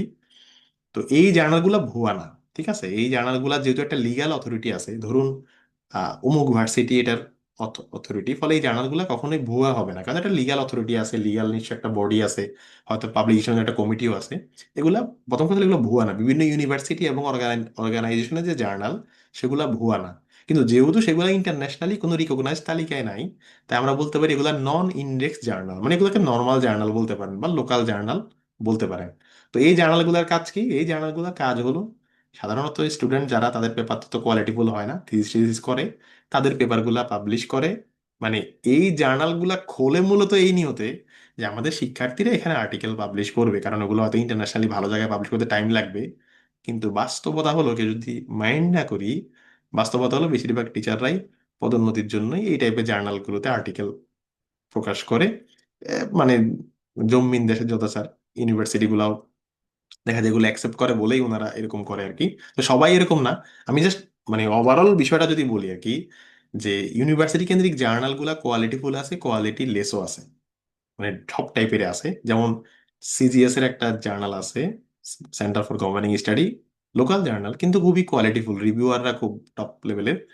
এরকম আমাদের যে টপ ইউনিভার্সিটিগুলো তাদের জার্নালগুলো, বিশেষ করে এই যে আমি যতটুকু জানি যে পিজি হাসপাতাল মেবি বা বারডেম এর সম্ভবত, এদেরও যে কিছু জার্নাল আছে এটা এগুলা ভালো, মানে এদের রিভিউয়াররা ভালো। তো এরকম লোকাল কিছু ভালো আছে, কিন্তু লোকাল ওভারঅল যদি বলি আর কি চিত্রটা, লোকাল জার্নালগুলোর কাজ হলো এই কি বলে, মানে নর্মাল আর্টিকেল গুলা পাবলিশ করা, জাস্ট এগুলা টিচারদের পদোন্নতির সিঁড়ি বা শিক্ষার্থীদের নাম কাওয়াস্তে কিছু পাবলিকেশন হওয়া। এটা আপনার কোনো লাভও হবে না, লসও হবে না, ঠিক আছে? ঠিক আছে। আমি রিসেন্টলি যে নভেম্বরে আমি ইউএস একজন প্রফেসরের সাথে আমার মিটিং ছিল। তা আমি আমার ওই সিভিতে আমি হচ্ছে যে মানে পাবলিকেশন গুলো আমি দিয়ে রাখছিলাম আর কি। তো তখন উনি বলছে যে এগুলো পিয়ার রিভিউড কিনা বা ইন্ডেক্সড কিনা, কারণ ওনারা এটা বুঝতে পারছিল যে আমাদের দেশ থেকে অনেকেই নন ইন্ডেক্সড পেপারগুলো দেখে। কারণ এরকম ইন্ডেক্সড পেপার দেখারই ওনাদের টাইম নেই, আর নন ইন্ডেক্স যদি হয়, ধরেন জার্নাল অফ অমুক ইউনিভার্সিটি, এগুলো আসলে লাভও হবে না, লসও হবে না। এই সোজা কথা, এগুলো ভুয়া না, কিন্তু এগুলো খুব বেশি আপনার মানে হায়ার স্টাডিতে কোনো লাভ হবে না। আপনি বলতে পারবেন আমার এতগুলা পেপার আছে, জাস্ট এতটুকুই। তো তবুও দেখেন এমন কিছু লোকাল ইস্যু থাকে যেটা চাইলে হয়তো ইন্টারন্যাশনালি আমরা পাবলিশ করতে পারবো না, বা পেপারটা ওই কলেবরে হয় নাই, সেক্ষেত্রে লোকাল জায়গায় পাবলিশ করা যাইতে পারে, ঠিক আছে? চাইলে কিন্তু অনেক ভালো ইউজ করা সম্ভব এইসব জার্নালকে। বা শিক্ষার্থীদের যে পেপারগুলো হয় অনার্স ফোর্থ ইয়ারে, এগুলো তো ইন্টারন্যাশনাল জার্নালে দেওয়া কঠিন, ওই কোয়ালিটির হয় না, সেক্ষেত্রে ভার্সিটির জার্নাল মানে শুরুটা এগুলা দিয়ে হইতে পারে। এই উদ্দেশ্যের জন্য আমি মনে করি এই জার্নালগুলা ঠিক আছে। তো এগুলা কোথায় পাবেন? তো একটা পাবলিশার আছে বাংলা জল, বাংলাদেশ জার্নাল অনলাইন, এর পূর্ণরূপ হচ্ছে বাংলা জল, ঠিক আছে? আপনারা বাংলা জল দেখে যদি সার্চ করেন, বাংলা জল, হ্যাঁ, তাহলে গুগলেই পেয়ে যাবেন। তো বাংলা জল এর কাজ কি একটু বলি। বাংলাদেশের টোটাল 203টা জার্নাল, মানে পাবলিশারের নাম হলো বাংলা জল, এদের আন্ডারে 203টা জার্নাল আছে। এদের আন্ডারে 203টা জার্নাল আছে। এই যে এদের নতুন জার্নালের নাম হচ্ছে green life medical college journal, Jagannath university journal. ওই জার্নালগুলোর ওয়েবসাইটে ঢুকলে আমি কাউকে পার্সোনালি, আমি কাউকে মানে ইয়ে করতেছি না, আমি বলতেছি আর কি যে এই জার্নালগুলোর কোয়ালিটি কতটা ভালো এটা আমরা আসলে শিওর না, ঠিক আছে? এটা যদি রিভিউয়ারদের বোর্ড ভালো হয় তাহলে ভালো হইতে পারে, আবার রিভিউয়াররা যদি অতটা ইয়ে না হয়, আবার অনেক যদি এখানে যদি কেস বাই কেস চেক করেন, দেখবেন অনেক জার্নাল এখন আর কন্টিনিউ হচ্ছে না, বা দীর্ঘদিন ধরে কোনো সাবমিশন নেই, এরকম আর কি। তো আমি বলতেছি না এগুলা খারাপ, বলতেছি না ভালো, এগুলো হচ্ছে নর্মাল জার্নাল, ইন্টারন্যাশনাল স্বীকৃতি যেহেতু নাই তাই নর্মাল জার্নাল। চাইলে এটাকে ভালো কাজেও লাগানো যাবে, চাইলে খারাপ কাজেও লাগানো যাবে। এই 203টা জার্নাল, তার মানে বিভিন্ন ইউনিভার্সিটির নামে নামে, দেখেন এই যে আনোয়ার খান মডার্ন জার্নাল, তারপর এই যে মানে বিভিন্ন ইউনিভার্সিটির নামে আর কি, আমাদের সব ইউনিভার্সিটির নামেই Bangabandhu Sheikh Mujib medical university journal. এর মধ্যে এখান থেকেও 3-4টা জার্নাল ভালো কোয়ালিটির থাকতে পারে, 3-4টা জার্নাল ভালো কোয়ালিটির থাকতে পারে, ঠিক আছে? কিন্তু ওভারঅল যদি বলি বেশিরভাগ জার্নালের মান হয়তো অতটা ভালো না, ঠিক আছে? তবুও নিজেদের লোকাল পাবলিকেশন গুলা এখানে করা যাচ্ছে, সবাই পড়তে পারতেছে, এটাও ভালো দিক। তো এই বাংলাদেশ জার্নাল অনলাইন, এখানে 202টা জার্নাল, অনেক বেশি জার্নাল, লাখ লাখ আর্টিকেল হয়তো বা হাজার হাজার আর্টিকেল, এই যে প্রায় কত 22,000 আর্টিকেল। তো বুঝতে পারতেছেন এগুলো লাভ এবং লস নাই, জাস্ট পাবলিশ করা, এগুলাকে বলে ইন হাউস জার্নাল। এখন এখানে যারা স্টুডেন্ট আছেন যাদের পেপার তেমন কোয়ালিটির নয়, চাইলে এরকম নিজেদের লোকাল জার্নালগুলোতে পাবলিশ করে অ্যাটলিস্ট শুরুটা করতে পারেন। তবে আমরা কাউকে এনকারেজ করি না নন ইন্ডেক্স জার্নালে পাবলিশ করতে। আমাদের কথা হলো যে আপনি ওয়েট করেন 2 বছর পরে হোক, একটা ভালো পাবলিশার ভালো জার্নালে হোক, ঠিক আছে? এটা বলে রাখছি এই কারণে, আমরা কোনো আর্টিকেল থেকে যখন তথ্য নেব, সেক্ষেত্রে ভুয়া জার্নাল থেকে নিলে প্রবলেম, কিন্তু এরকম ইন হাউস জার্নালগুলো থেকে নিলে প্রবলেম নেই। কারণ অনেক সময় আমরা আর্টিকেল লিখতে গেলে দেশীয় যে কনটেক্সট, সেটা হয়তো ইন্টারন্যাশনাল জার্নালে অনেক সময় আমরা পাই না ইনফো, তখন এরকম জার্নালগুলোকে যদি আমরা সাইট করি প্রবলেম নাই। ঠিক আছে? আশা করি বিষয়টা বুঝতে পারছেন যে এগুলা থেকে ইনফো নিতে পারবো। মানে আমি বলবো যে এগুলাতে আপনারা আর্টিকেল পাবলিশ করেন না, কিন্তু এগুলা থেকে ইনফো নেওয়ার বেলায় মানে তেমন প্রবলেম হওয়ার কথা না। ঠিক আছে? কারণ এগুলোর একটা মানে রিয়েল অথরিটি থাকে। আশা করি বিষয়টা ক্লিয়ার। কেউ আবার এটা বোঝে না যে ভাই আপনি এটা ভালো বলছেন বা খারাপ বলছেন, আমি জাস্ট আমার যতটুকু বুঝ সেই অনুযায়ী বললাম। ঠিক আছে? ওকে। এই যে বলছেন হোয়াট ইজ ইন্ডেক্সড। ইন্ডেক্সড মানে হলো তালিকাভুক্তি।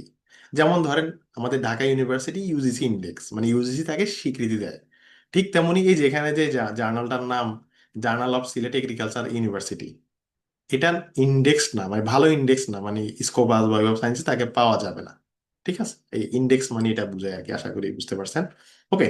তাহলে এগুলো হচ্ছে যে ইন হাউস জার্নাল বা লোকাল জার্নাল। এখন এখানে আমরা যারা আছি আমাদের মধ্যে কিছু মিসকনসেপশন আছে যে ভাই আমি একটা জার্নালে পাবলিশ করছি, জার্নালে তো ডিইউআই নাম্বার আছে, তাহলে এটা কি এটা কেমনে ভুয়া জার্নাল বা এটা কেমনে নর্মাল জার্নাল?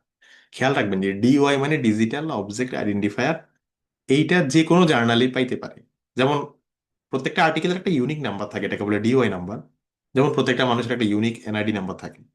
তো যারা চোর ডাকাত তাদের তো এনআইডি নাম্বার আছে, তাই না? ঠিক তেমনি ডিওআই যে কোনো জার্নাল পাইতে পারে, ডিওআই জন্য সামান্য একটু খরচ আছে। শুধু ডিওআই দেখে এটা মনে করার কারণ নাই যে জার্নালটা ভালো জার্নাল। ডিওআই ওয়ালা জার্নালও ভুয়া হইতে পারে। এরপর আইএসএসএন, এটাও ভুয়া জার্নাল পাইতে পারে, আইএসএসএন।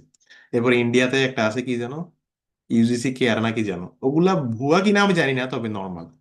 ঠিক আছে, ঠিক ঠিক আছে, নর্মাল জার্নাল। আপনারা সবসময় নিজেদের বারটা একটু হাই রাখবেন, চেষ্টা করবেন আর্টিকেল কম হলেও স্কোপাস ওয়েব অফ সায়েন্স বা অ্যাটলিস্ট দোয়াজ ইন্ডেক্স যেন হয়। আর তাও যদি না হয় তাহলে খুব ভালো ইউনিভার্সিটির যে জার্নাল, যেগুলো রেপুটেড ইউনিভার্সিটি, তাদের কোয়ালিটিও নিশ্চয়ই ভালো, সেগুলাতে পাবলিশ করার চেষ্টা করবে। ঠিক আছে? আশা করি বিষয়টা আমি ক্লিয়ার করতে পেরেছি। এই যে বাংলাদেশ অনলাইন জার্নাল, এখানে হয়তো কিছু ভালো জার্নাল থাকতে পারে, আপনারা নিজ উদ্যোগে সেটা পাবলিশ করলে করতে পারেন। এই আর কি। ওকে, একজন প্রশ্ন করছেন। আহ, প্রশ্ন, একটা আর্টিকেল লোকাল জার্নালে পাবলিশ করলে পরে আবার ভালো জার্নালে দেওয়া যাবে না? একটা জিনিস একবার অনলাইনে চলে আসছে মানে সেটা আর অন্য কোথাও পাবলিশ করা যাবে না। যদি এখান থেকে উইথড্র করাতে পারেন তাহলে অন্য জায়গায় পাবলিশ করার চেষ্টা করতে পারবেন। ঠিক আছে? অর্থাৎ একটা জার্নাল একবার পাবলিশ হয়ে গেলে সেটা অন্য কোথাও আর পাবলিশ করার সুযোগ নাই। ঠিক আছে? তাজ প্রশ্ন করছেন ইন্ডেক্স নন ইন্ডেক্সের ডিফারেন্স কি। ডিফারেন্স আশা করি অলরেডি বুঝার কথা, ডিফারেন্সটা কি। আবু সালেক ভাই আপনিও আছেন ক্লাসে, ভালো। ওকে। সালেক ভাই আশা করি আপনার খুব মানে এই বিষয়গুলো উপকার হচ্ছে। এরপর আমাদের দেশীয় কিছু ইনস্টিটিউশনের জার্নাল আছে যারা হয়তো ইন্টারন্যাশনালি রিকগনাইজ না, কিন্তু খুব স্ট্রং, আমরা যেটা বাহ্যিক দিক থেকে বুঝতে পারি। যেমন ধরেন আমি জানি না আইসিসিডিএবি কোনো জার্নাল আছে কিনা, বা আমাদের কিছু সোসাইটি আছে, তো এদের জার্নালগুলো ভালো হলেও ইন্টারন্যাশনালি রিকগনাইজ না, কিন্তু নিজেরা হয়তো ভালো প্র্যাকটিসের মাধ্যমে এটাকে একটা ভালো পর্যায়ে নিয়ে আসছে। তো সে এরকম এক্সেপশন সবসময় থাকবে আর কি। ঠিক আছে? ওকে।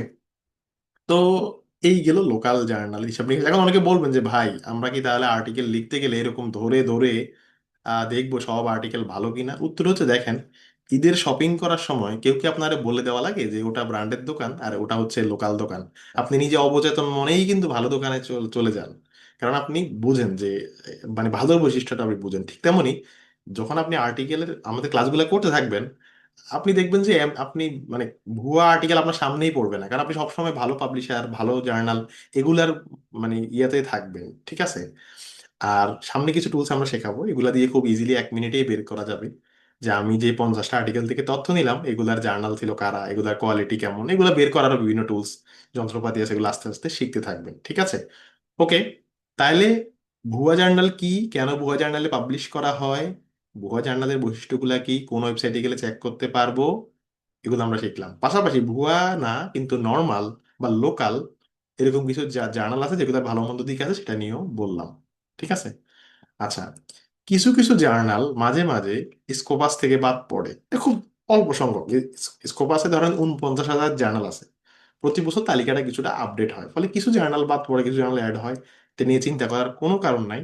তো বাদ পড়ে যারা, তাদেরকে খুঁজে পাবেন কোথায় বলতে পারেন ভাই, আমরা এই তথ্যটা কই কই পাবো?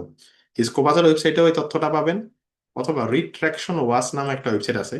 দুনিয়াতে যত রিট্রাকশন হয়, মানে অমুকে চাকরি গেছে, অমুক জার্নাল বাদ পড়ছে, এই সব খবর পাবেন retractionwatch.com-এ। তো এটাও চিন্তা করার কারণ নাই যে বাদ পড়বে কিনা। আর বাদ খুব কম জার্নালই বাদ পড়ে। অনেকে আবার চিন্তা করে ভাই আমি পাবলিশ করলাম ভালো জার্নালে, সেটা যদি আবার আরেক বছর বাদ পড়ে যায় স্কোপাস থেকে, এগুলো খুবই রেয়ার ঘটনা। আপনারা ভালো পাবলিশার চুজ করলে সব সমস্যার সমাধান হয়ে যায়। ঠিক আছে, যেমন আমি নিজে আর্টিকেল পাবলিশ করার বেলায় ফান্ডামেন্টাল যে রুলস মানি, সেটা হলো পাবলিশারটা যেন ভালো হয়। জার্নাল Q1 হোক, Q2 হোক বা Q3 হোক, পাবলিশার যেন টপ কোয়ালিটির হয়। সেটা এলসবিআর, উইলি, বাইদ্রিপলি বা টেলর ফ্রান্সিস, ফ্রন্টায়ার, এরকম যেন হয়। ঠিক ঠিক ঠিক আছে। ওকে, আশা করি ভুয়া জার্নাল সংক্রান্ত আলাপটা ক্লিয়ার। ভুয়া জার্নাল থেকে তথ্য নেবেও না, আর্টিকেল থেকে তথ্য নেবেও না। পাবলিশ করার বেলায় খুব কেয়ারফুল থাকবে, এইসব জায়গায় যেন আমার আর্টিকেল পাবলিশ না হয়। এবার আমরা আর্টিকেল অ্যাক্সেস নিয়ে কথা বলবো। ওকে, এই অংশটা আমরা 20 মিনিটের মধ্যে শেষ করতে পারবো আশা করি। আচ্ছা, এইবার কথা হলো, আমরা তো ভালো চিনলাম, খারাপও চিনলাম। আমরা হয়তো সামনে রিসার্চের কাজ শুরু করব, কিন্তু আর্টিকেল গুলো যদি আমরা ডাউনলোড করতে না পারি, তাহলে তো আমরা ইউজ করতে পারবো না, তাই না?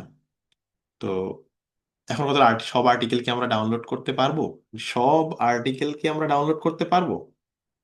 এটা হচ্ছে প্রশ্ন। উত্তর হচ্ছে না, সব আর্টিকেল আমরা ডাউনলোড করতে পারবো না। ঠিক আছে, কেন? আমি উদাহরণটা দিচ্ছি, দেখুন।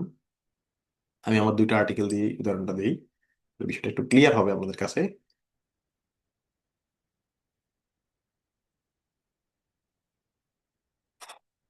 আচ্ছা, আমি জাস্ট আমার দুটো আর্টিকেল দিয়েই ব্যাপারটা দেখাই, তাহলে বুঝবেন।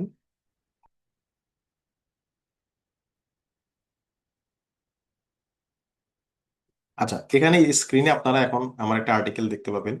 এই আর্টিকেলটা, স্ক্রিনে আপনারা এখন যে আর্টিকেলটা দেখতে পাবেন, এই আর্টিকেলটা পড়তে গেলে ওরা বলবে যে টাকা লাগবে। মানে এই আর্টিকেলটা, আপনি যে ফুল আর্টিকেলে যদি ক্লিক করেন, ফুল আর্টিকেলে ক্লিক করেন, বলবে যে টাকা লাগবে অথবা ইনস্টিটিউশনাল অ্যাক্সেস লাগবে, মানে আপনার ইনস্টিটিউশন এদেরকে পে করতে হবে বা চুক্তি থাকা লাগবে। মানে এই আর্টিকেলটা আপনি ফ্রিতে পড়তে পারতেছেন না। এটা হচ্ছে একটা আর্টিকেল, ঠিক আছে। আর এখন আমি আরেকটা আর্টিকেলে যাচ্ছি, খেয়াল করুন। এই যে এখানে আরেকটা আর্টিকেল দেখা যাচ্ছে, এটা জাস্ট গত সপ্তাহে পাবলিশ হলো। তো এই আর্টিকেলটা দেখেন, এখানে ভিউ পিডিএফ এ ক্লিক করলে পিডিএফ ডাউনলোড হয়ে যাবে, বা আর্টিকেলটা এখানেই পুরো ভার্সন আপনারা দেখতে পাচ্ছেন। ঠিক আছে, দেখতে পাবেন। এই যে, তার মানে এই আর্টিকেলটা এমনিতেই ফ্রি, মানে যেটা এমনিতেই ফ্রি, ভিউ পিডিএফ এ ক্লিক করলে ডাউনলোড হয়ে যাবে। সেটার জন্য তো আমাদের আলাদা কৌশল করার দরকার নেই। সেখানে বিষয়টা কি আমি বলি, জার্নালগুলোর, এটা আমরা আর্টিকেল জার্নালে জমা দেওয়ার ক্লাসে ডিটেলস বলবো। এখন ছোট করে বলি, জার্নালগুলোর দুইটা টাইপ সাধারণত। একটাকে বলে ওপেন অ্যাক্সেস জার্নাল, একটাকে বলে subscription base journal. Open access journal মানে যেই জার্নালে আর্টিকেল পড়তে টাকা লাগে না, সেই জার্নালকে বলে ওপেন অ্যাক্সেস জার্নাল। আর সাবস্ক্রিপশন বেস জার্নাল মানে যেই জার্নালে আর্টিকেল পড়তে আমাদের সাবস্ক্রিপশন লাগে, এটাকে বলে সাবস্ক্রিপশন বেস জার্নাল। আচ্ছা, তার মানে স্ক্রিনে যে আর্টিকেলটা আপনারা দেখতে পাচ্ছেন, এটা আমরা ফ্রিতেই আর্টিকেলটা পিডিএফ পাচ্ছি, তার মানে এটা একটা ওপেন অ্যাক্সেস জার্নাল। আর এর আগে যে আর্টিকেলটা আমরা দেখতে পাচ্ছি যে পড়তে গেলে টাকা লাগবে, সেটা একটা সাবস্ক্রিপশন বেস জার্নাল। আবার কিছু কিছু জার্নাল থাকে হাইব্রিড। হাইব্রিড মানে এখানে দুইটা মুডই আছে, ঠিক আছে, দুইটা মুডই আছে। এগুলো অনেক বিস্তারিত কথা, আমি বিস্তারিতটা এখন আর বলছি না। তো সহজ কথায় বললে, দুনিয়াতে যত আর্টিকেল আছে, ধরেন দুনিয়াতে 1 কোটি আর্টিকেল আছে, এর মধ্যে 70 লাখ আর্টিকেল আপনি এমনিতেই ফ্রিতে পাবেন। দুনিয়াতে যদি 1 কোটি আর্টিকেল থাকে, 70 লাখ আর্টিকেল কোনো কায়দা কৌশল ছাড়াই এমনিতেই ফ্রিতেই ডাউনলোড করতে পারবেন, সেগুলোর জন্য কোনো কৌশল লাগবে না। বাকি যে 30 লাখ আর্টিকেল আছে, সেই 30 লাখ আর্টিকেলের ক্ষেত্রে কি করবেন? বাকি যে 30 লাখ আছে, তো সেই কৌশলটাই আমরা আজকে ক্লাসে বলবো। ওকে, একটা কৌশল হচ্ছে অথরকে মেইল করা। একটা কৌশল হচ্ছে অথরকে মেইল মেইল করা, আমি প্রয়োজনে মেইলের টেমপ্লেট দিয়ে দেবো, সিস্টেমটা দেখাই দিচ্ছি। একটা কৌশল হচ্ছে অথরকে মেইল করা। বলতে পারেন আমি অথরকে কোথায় পাবো? যে কোনো আর্টিকেলে দেখবেন অথরদের নামের সাথে, বিশেষ করে করসপন্ডিং অথর, যিনি করসপন্ডিং অথর মানে যিনি আর্টিকেল জার্নালে জমা দেয়, তাকে বলে করসপন্ডিং অথর। তার নামের পাশে দেখবেন তার ইমেলটা থাকে সাথে, মানে যে কোনো জার্নালে এরকম থাকে। অথবা আপনি গুগলে ওনাদের নাম এবং অ্যাফিলিয়েশন লিখে সার্চ করলেও পেয়ে যাওয়ার কথা। তো দেখেন, এই যে আমি এই জার্নালে পেয়ে গেছি অথরকে, মোর্শেদ আলম, এই যে আমি ওনার মেইলটা পেয়েছি। আচ্ছা, এই যে আমার মেইলটা, ধরেন আপনি এই আর্টিকেলের জন্য রিকোয়েস্ট করবেন, মানে অথরকে রিকোয়েস্ট করা, তাহলে আপনি মেইল করবেন ওনাকে। তো অনেকে বলেন ভাই মেইল করবো কিভাবে? এটা আপনি চ্যাট জিপিটি দিয়েও মেইল বানালে কোনো সমস্যা নাই, ঠিক আছে? আপনি চ্যাট জিপিটি দিয়ে মেইল বানালেও কোনো সমস্যা নাই, হ্যাঁ। আচ্ছা, তো আমি এই যে গেলাম, এবার আমি একটা মেইল বানাবো। তাহলে আমি চ্যাট জিপিটি কে যদি বলি এই জাস্ট এই আর্টিকেলটার লিংক আমি দিয়ে, ধরেন এই এই আর্টিকেলের লিংক আমি, সরি কোনটা যেন, এই আর্টিকেলের লিংক আমি চ্যাট জিপিটি কে যদি দিই, এই আর্টিকেলে আমি কপি করলাম, কপি করে চ্যাট জিপিটি বা জেমিনাই যেটাই দিই না কেন, চ্যাট জিপিটি কে যদি আমি শুধু এটাই বলে দিই যে আমার এই আর্টিকেলটা দরকার, তুমি একটা মেইল করো অথরকে, I need this article, make a short short draft mail to author, এরকম আপনি নিজের মতো করে লিখলে হবে যে আমাকে একটা মেইল লিখে দাও। ঠিক আছে, এই যে আমার এই আর্টিকেলটা দরকার, আমাকে একটা মেইল লিখে দাও অথর বরাবর। এখন সে মেইল লিখে দিই, দেখেন এই যে, এবার এই মেইলটাই আপনি অথরকে করে দেন।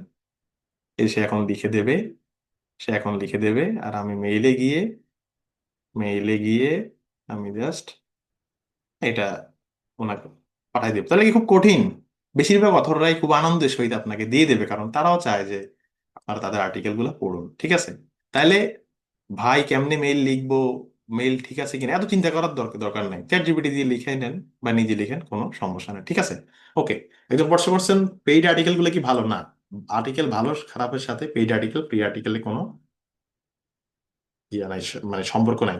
আরেকজন প্রশ্ন করছেন আর্টিকেল যদি রিজেক্ট হয় জার্নালে, তাহলে জার্নাল কি ফি রিফান্ড দেয়? ভালো প্রশ্ন। উত্তর হচ্ছে কোনো জার্নালই সাধারণত আর্টিকেল অ্যাকসেপ্টেন্স হওয়ার আগে কোনো ফি নেয় না, অ্যাকসেপ্টেন্স হওয়ার পরে জার্নাল ফি নেয়।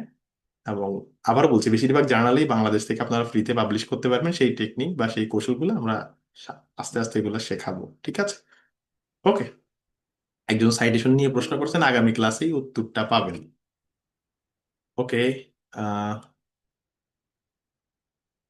একজন একটা জার্নালের নাম দেখে জানতে চাইছেন এটা ভালো কি খারাপ। আমরা আলাদা কোনো জার্নালকে আইডেন্টিফাই করতে চাই না, জাস্ট বললাম আর কি যে আপনারা বৈশিষ্ট্যগুলো মিলে নিন, তাহলে বুঝবেন। ওকে। তাহলে একটা বৈশিষ্ট্য হলো যে পেইড আর্টিকেল পাওয়ার একটা প্রসেস হলো অথরকে রিকোয়েস্ট করা। একটা প্রসেস হলো অথরকে রিকোয়েস্ট করা, এটা একটা প্রসেস, ঠিক আছে। আচ্ছা, 2 নাম্বার প্রসেস কি? আমি যেটা ফলো করি, 2 নাম্বার প্রসেস আমি যেটা আমার নিজের সুবিধার জন্য ফলো করি আর কি, আমি করি কি আর্টিকেলটা টাইটেল আমি কপি করি। কপি করে দেখুন, আমি এই যে ব্রাউজারে যাচ্ছি, হুম, খেয়াল করুন এই যে আর্টিকেলটার কথা বললাম, সেই আর্টিকেলটার টাইটেল আমি কপি করলাম। কপি করে আমি গুগলে সার্চ করছি সাথে পিডিএফ শব্দটা লিখে। সাথে পিডিএফ শব্দটা লেখার উদ্দেশ্য এটাই যেন কোথাও যদি এই আর্টিকেলটার পিডিএফ আপলোড করা থাকে, তাহলে সেই গুগল আমাকে সামনে এনে দেবে যে হ্যাঁ এই যে এখানে এই যে অমুক গবেষক সে হয়তো তার রিসার্চ গেটে বা তার কোনো অ্যাকাউন্টে আর্টিকেলটা আপলোড করে রাখছে, আমি এখান থেকে ডাউনলোডে ক্লিক করলে ডাউনলোড হয়ে যাবে। অর্থাৎ আর্টিকেলের নামের সাথে পিডিএফ শব্দটা লিখে গুগলে সার্চ করতে পারেন। এইটাও আমি মনে করি একটা সহজ টেকনিক, যেটা ক্লাস 4-এর কেউ পারবে, এটার জন্য আলাদা কোনো, মানে এটা রকেট সায়েন্স না, ঠিক আছে? তো এই কৌশলটাও হইতে পারে।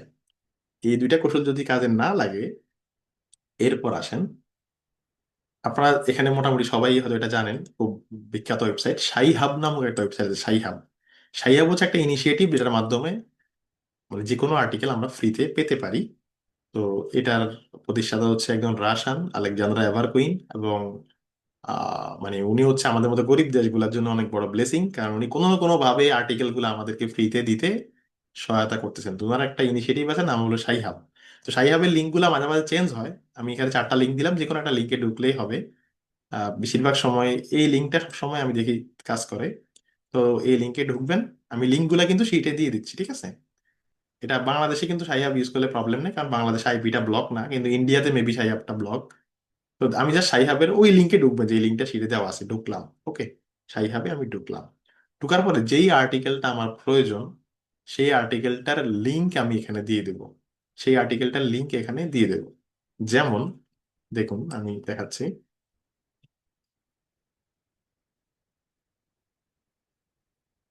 ধরুন আমার এই আর্টিকেলটা দরকার, আমি যদি গুগল স্কলারে যাচ্ছি, খেয়াল করুন,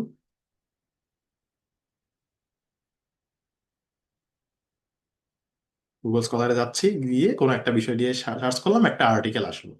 এই আর্টিকেলটা আমার হয় অর্গানাইজেশন দিয়ে অ্যাক্সেস করতে হবে বা কিনতে হবে, যে পার্সেস পিডিএফ আমার কিনতে হবে, ঠিক আছে? আপনি আর্টিকেলটার দাম আছে অনেক, এটা আমার কিনতে হবে আর কি, সোজা সোজা কথায় বললে।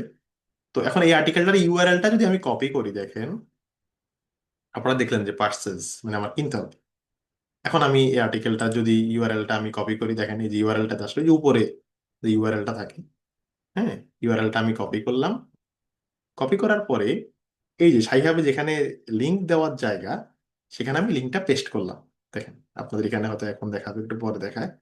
পেস্ট করার সাথে সাথে দেখেন সে আমাকে আর্টিকেলটা দিয়ে দিল, এবং এখানে আপনি সেভে সেভে ক্লিক করলে ডাউনলোড হবে, বা উপরে ডাউনলোড লিংক আছে, ওখানে ক্লিক করলে ডাউনলোড হবে। ঠিক আছে, তার মানে এটা সবচেয়ে ইজিয়েস্ট ওয়ে। এবং সাইহাবের সবচেয়ে বড় বৈশিষ্ট্য হলো কোথাও সাইহাবের ওয়াটার মার্ক থাকবে না। তার মানে এটা আপনি কি সাইহাব থেকে পেয়েছেন না অথবা রিকোয়েস্ট করে পেয়েছেন, এটা কোথাও লেখা থাকবে না। তো সাইহাব হচ্ছে আমাদের গরিব দেশগুলোর জন্য ব্লেসিং। এখন অনেকে এটা কি লিগ্যাল কি লিগ্যাল এটা নিয়ে হয়তো তর্ক উঠবে, এবং এটা নিয়ে অনেক একাডেমিতে এটা নিয়ে এত বেশি তর্ক বিতর্ক আছে, আমি নতুন করে আর যাই বলি নতুন কিছু অ্যাড করবে না। এটার পক্ষে যেমন আছে বিপক্ষেও আছে। যেমন আমি নিজে পার্সোনালি সাইহাবের পক্ষে পক্ষে, কারণ এই যে আমার আর্টিকেল সে $54 বিক্রি করতেছে, এই পাবলিশার গুলো, আমি তো 1 টাকাও পাচ্ছি না। তো অথরকে যেহেতু পে করা হয় না, বরং জার্নাল গুলো টাকা দিয়ে যে আর্টিকেল ডাউনলোড করতে হয়, এটাই বরং আমি ইলিগাল মনে করি, আমি পার্সোনালি ইলিগাল মনে করি। তবে হ্যাঁ, এগুলা নিয়ে অনেক তর্ক বিতর্ক আছে। পাবলিশাররা আর কি একে দেখতে পারে না। ওনার নাম হচ্ছে আলেকজান্দ্রা আভারকুইন, এবং সায়েন্স ওয়ার্ল্ডে খুব মানে বিখ্যাত একটা নাম আর কি। আপনারা যদি সার্চ করেন আলেকজান্ডার আভারকুইন বা শাই হাব ক্রিয়েটর লিখে যদি সার্চ করেন, তাহলে এই যে ওনাকে পাবেন আর কি। ঠিক আছে, তো উনি খুব মানে জনপ্রিয় নাম আর কি আমাদের মধ্যে। এখন এই ওয়েবসাইটে আপনারা বিগত ধরেন 2022 সাল পর্যন্ত আর্টিকেল গুলো সবই পাবেন বলা বলা যায়। কিন্তু একদম নতুন আর্টিকেল গুলো এখানে আসতে সময় লাগতে পারে, তো নতুন আর্টিকেল গুলো হয়তো পাওয়া যাবে না। নতুন আর্টিকেল গুলোর ক্ষেত্রে এই যে অথরকে রিকোয়েস্ট করে বা আরো আরো বিভিন্ন ভাবে আমরা আর্টিকেল গুলো জোগাড় করবো, যেগুলো পেইড আর কি সেগুলা। ঠিক আছে, ওকে। তো উনি আমাদেরকে অনেক টাটা দিল, আমরা ওনাকে টাটা দিয়ে আমরা সামনে মুভ করি। এখন কথা হলো যে নতুন আর্টিকেল গুলোর ক্ষেত্রে কি করব। ঠিক আছে, তো উনি আমাদের জন্য আরেকটা জিনিস করে রেখেছেন, সেটা হলো সাইহাব মিউচুয়াল এইড। সাইহাব মিউচুয়াল এইড মানে সাইহাবেরই আরেকটা ইনিশিয়েটিভ, যে ওয়ার্ল্ড ওয়াইড যারা রিসার্চার তাদের একটা কমিউনিটি। এই কমিউনিটি একে অপরকে হেল্প করবে আর্টিকেল ডাউনলোড করার বেলায়। ঠিক আছে, আপনি জাস্ট সাইহাব মিউচুয়াল এইড লিখে গুগলে সার্চ করবেন, সাইহাব মিউচুয়াল এইড সার্চ করলেই আপনাকে একটা ওয়েবসাইটে নিয়ে যাবে, সাইহাব মিউচুয়াল এইডের ওয়েবসাইট। এখানে গেলে এটা হচ্ছে একটা রিসার্চারদের কমিউনিটি যাদের অ্যাক্সেস আছে, যেমন আমার অ্যাক্সেস আছে, আপনার হয়তো নেই। তো কেউ রিকোয়েস্ট করলে অন্যরা তাকে আর্টিকেল ডাউনলোড করে দেয়, এবং খুব দ্রুত দেওয়ার চেষ্টা করে সেটা।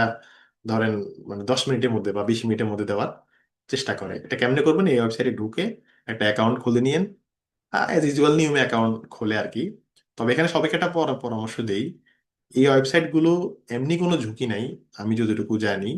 তবুও যদি কোনো একটা ওয়েবসাইট যেটা আমাদের কাছে মনে হয় যে একটু ঝুঁকিপূর্ণ, সেক্ষেত্রে অ্যাকাউন্ট আমরা আমাদের অন্য কোনো ইমেল দিয়ে খুলতে পারি, যে ইমেলটা আমাদের তুলনামূলক কম গুরুত্বপূর্ণ। তবে এই ওয়েবসাইটটা নিয়ে কোনো প্রবলেম নাই, আমরা গত 4 বছর ধরে ইউজ করতেছি। আচ্ছা, তো এখানে সাইন ইনে গিয়ে অ্যাকাউন্ট খুলবেন, এই সাইন সাইন আপে গিয়ে অ্যাজ অ্যাজ ইউজুয়াল নিয়মে অ্যাকাউন্ট খুলবেন। ঠিক আছে, অ্যাকাউন্ট খোলা হওয়ার পরে এরপর পোস্ট, এই পোস্ট শব্দে ক্লিক করলে আপনি নিজে বুঝবেন আপনার কি করতে হবে। পোস্টে ক্লিক করলে আপনাকে বলবে আপনি কি চান, বই চাইলে বই, আর্টিকেল চাইলে আর্টিকেল। আর্টিকেলে ক্লিক করলে দেখবেন বলবে আর্টিকেলের লিঙ্ক দিতে বা ডিওয়াই নাম্বার দিতে। যে কোনো আর্টিকেলের নামের সাথে দেখবেন এটা ডিওয়াই নাম্বার থাকে, যেটা 10 দিয়ে শুরু হয়। ঠিক আছে, যে কোনো আর্টিকেলের এই যে ডিওয়াই নাম্বার, আপনাকে বলবে আর্টিকেলের লিঙ্ক বা ডিওয়াই নাম্বার দিতে। তো ডিওয়াই নাম্বার দিয়ে দেন পোস্ট বা রিওয়ার্ডে ক্লিক করলেই দেখবেন একটা পোস্ট হয়ে যাবে। দেন কেউ না কেউ 10 মিনিটের মধ্যে আপনাকে আর্টিকেলটা নামাই দেবে। তো এটা লিমিটেশন আছে, লিমিটেশন হচ্ছে ডেলি একটার বেশি রিকোয়েস্ট করা যায় না। ঠিক আছে, ডেলি একটা রিকোয়েস্ট করা যায়। যদি কেউ বেশি রিকোয়েস্ট করতে চান, তাহলে এদেরকে ডোনেট করতে পারেন। এদেরকে $10 ডোনেট করলে আপনাকে 100টা আর্টিকেলের সমপরিমাণ পয়েন্ট দেওয়া হবে। অর্থাৎ আপনি 100টা আর্টিকেলের রিকোয়েস্ট করতে পারবেন ডোনেট করলে। আর ডোনেট না করলে আপনাকে প্রতিবার মানে ডেলি একবার করে ঢুকলে ওরা 10 পয়েন্ট 10 পয়েন্ট করে দেবে। তো আপনি এরকম মানে খুব আর্জেন্ট কেসে এটা ইউজ করতে পারবেন আর কি। তো এটাও একটা বড় জিনিস আমি মনে করি, যাদের আমাদের কেউ নাই তাদের অন্তত সাহিয়া মিউচুয়াল এইড দিয়ে আমরা কিছু পেপার পাবো। এক সময় আমি ইয়ে করতাম। আচ্ছা, ধরুন আমরা এইভাবেও পেলাম না। খেয়াল করুন, দুনিয়াতে 100টা পেপার যদি থাকে, 70টা পেপার এমনিতেই ফ্রিতে পাচ্ছেন। বাকি 30টা পেপারে ধরেন 5টা পেপার অথরকে মেইল করে পাচ্ছেন। বাকি 25টা পেপারের 15টা পেপার পেয়ে যাচ্ছেন সাইহাব থেকে। আর রয়েছে ধরেন 10টা পেপার। এই 10টা পেপারের 2টা পেপার ধরেন এখান থেকে পাচ্ছেন, আর রয়েছে 8টা পেপার। এই বাকি 8টা পেপার পাওয়ার জন্য লাস্ট চিকিৎসা যেটা, সেটা হলো আপনি যদি একটা রিসার্চের কমিউনিটি থাকেন, তাহলে যার অ্যাক্সেস আছে তার কাছ থেকে হেল্প নেবেন। যেমন ধরেন আমার নিজের কিন্তু এই রিসার্চের জগতে এই 4-5 বছর ধরে আছি, কিন্তু আমার কিন্তু অ্যাক্সেস ছিল না, কারণ আমাদের জগন্নাথ ইউনিভার্সিটির সাথে খুব বেশি পাবলিশারের চুক্তি নাই। আমি ইউনিভার্সিটি থেকে বের হওয়ার পর এখন মেবি কিছু কিছু পাবলিশারের সাথে ওদের কোলাবোরেশন আছে, এগুলো পাওয়া যায়, কিন্তু মোস্ট অফ দ্য পাবলিশারের সাথে আপনার চুক্তি নাই আর কি। বাংলাদেশে বেশিরভাগ ইউনিভার্সিটির চিত্রই এইটা। পাওয়া যায়, ইউনিভার্সিটি লাইব্রেরিতে গেলে অ্যাক্সেস করা যায়, কিন্তু আমাদের ঘরে বসে আমরা পারি না। তো আমারও কিন্তু অ্যাক্সেস ছিল না। তো যেহেতু গবেষণার ব্যাচ পড়াচ্ছি, ব্যাচের একটা ভাইয়া ছিল মিশকাত ভাই, আমার কোনো আর্টিকেল আর্জেন্ট হলে উনি আমাকে নামাই দিয়ে হেল্প করতো। আরেকটা ভাইয়া ছিল ওই সেলিম ভাই, উনি ইউকেতে থাকেন, উনিও কিন্তু অনেক হেল্প করেছে। মানে আমরা এভাবেই একে অপরকে হেল্প করে আগাইছি। তো এখন এই মুহূর্তে আমার আলহামদুলিল্লাহ অ্যাক্সেস আছে মোটামুটি সব জায়গাতেই। আপনাদের যদি কারো কোনো আর্টিকেল আর্জেন্ট প্রয়োজন হয়, তাহলে আমাকে লিংক দেবেন। অনেকে আছেন লিংক দেন না, শুধু টেক্সট করেন বা ছবি দেন, ছবি দিলে আমার আবার এটা খুঁজে বের করতে হয়। লিংক দিবেন, লিংক দিলে আমি এটা, যদি আমার অ্যাক্সেস থাকে তাহলে আমি ডাউনলোড করে দেওয়ার চেষ্টা করব। এখন তার মানে এই না যে আজকে ক্লাস শেষে সবাই একসাথে ট্রাই করে আমার ইনবক্স ভরায় ভরাই ফেলবেন যে ভাই আর্টিকেলটা ডাউনলোড করে দেন। আমরা এটা মাথায় রাখবো যে তখনই আমরা রিকোয়েস্ট করবো যখন খুব প্রয়োজন, যে এটা আমার খুব দরকার।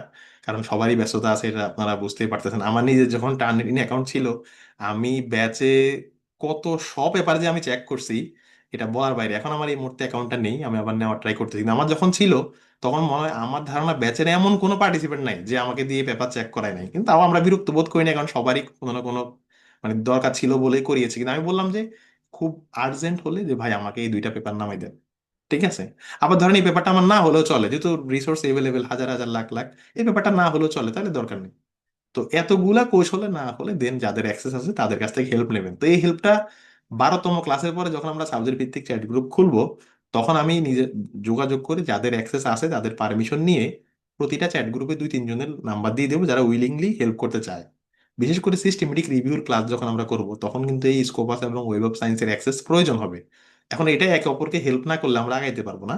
সো আমি তখন 8-10 জনের নাম্বার দিয়ে দেবো যে আপনারা আর্টিকেল লাগলে অমুক অমুক ভাইকে নক করুন, ওনারা ওনাদের সময় মতো হেল্প করবে। ঠিক আছে।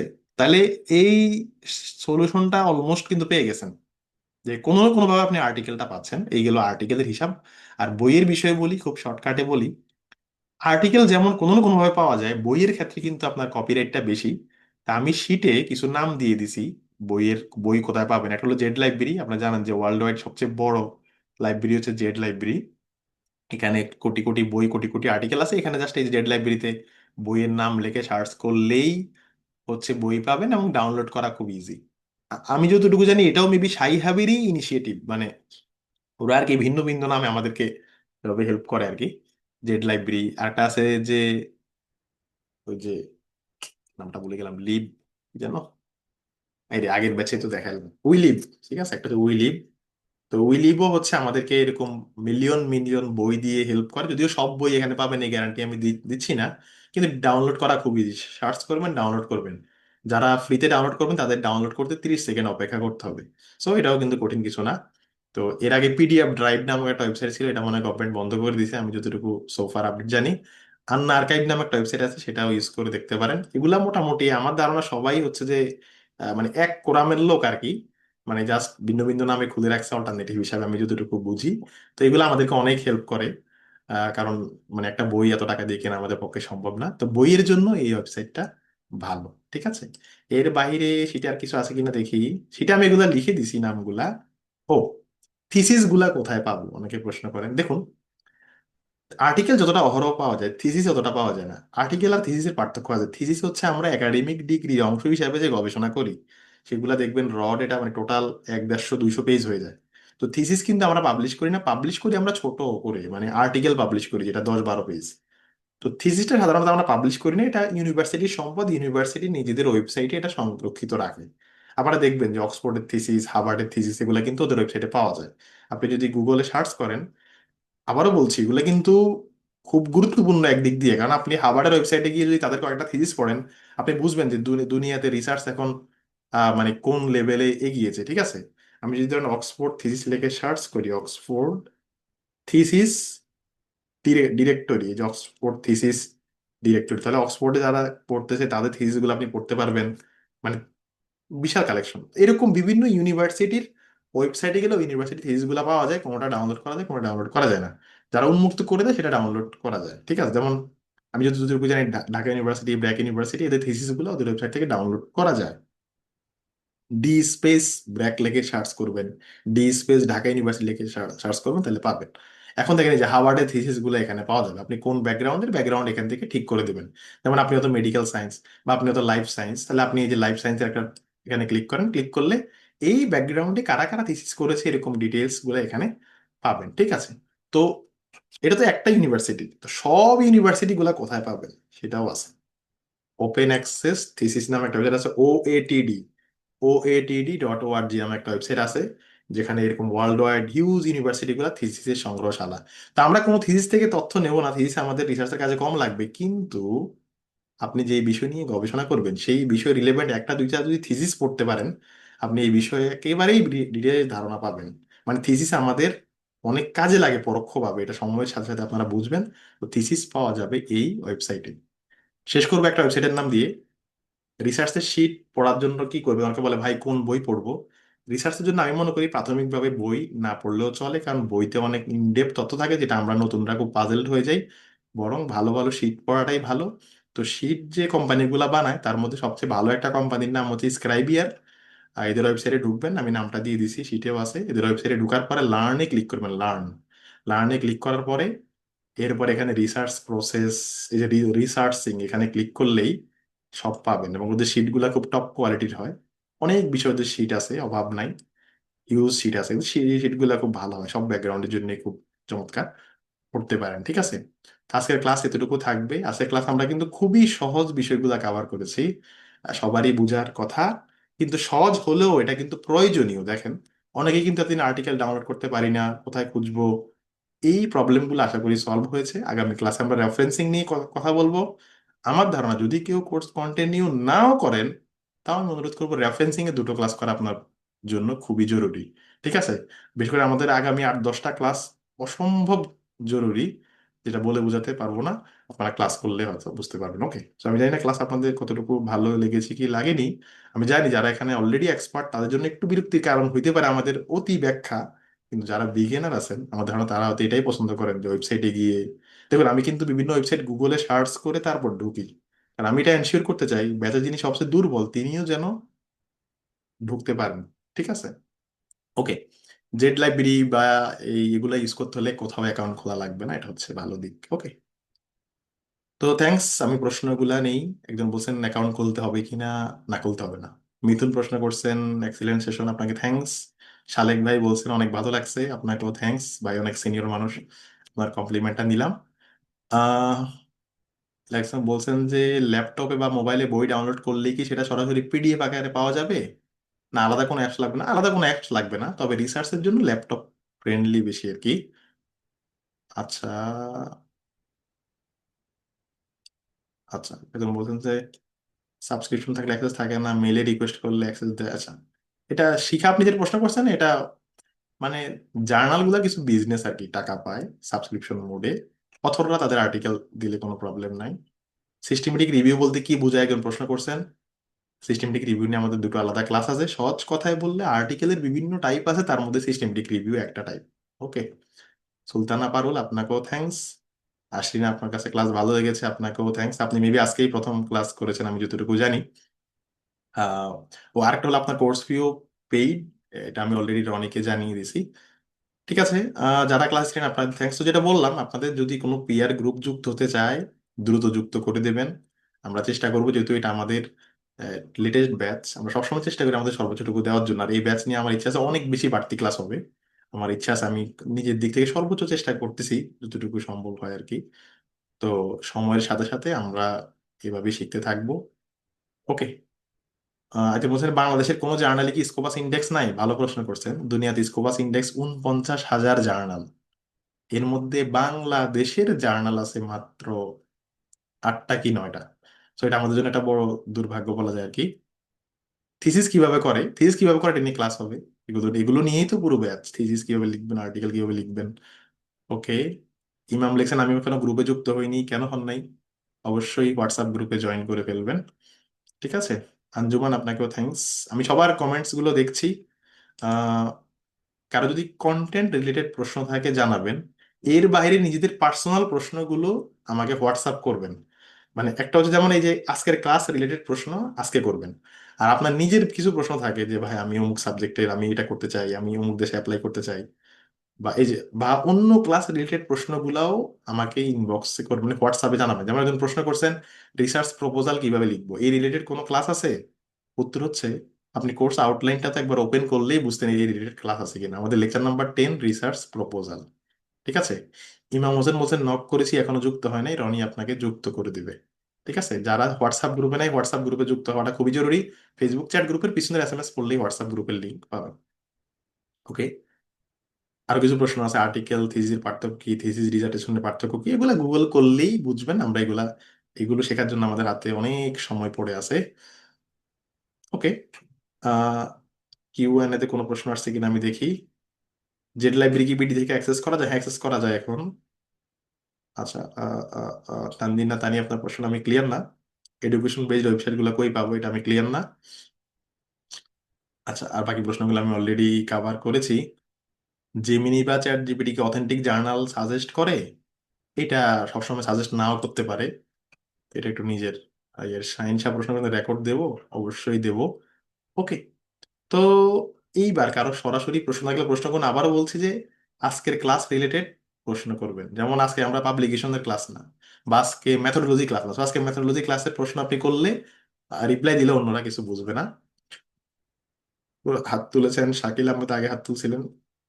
আচ্ছা, আপনি তো উত্তর দিয়েছি আপনারটা। মুনমুন আপনি হাত তুলেছেন, ফাতিমা ফারহানা হাত তুলেছেন। আরো যারা হাত তুলেছেন আমি আনমিউট করে দিচ্ছি, প্রশ্ন করুন।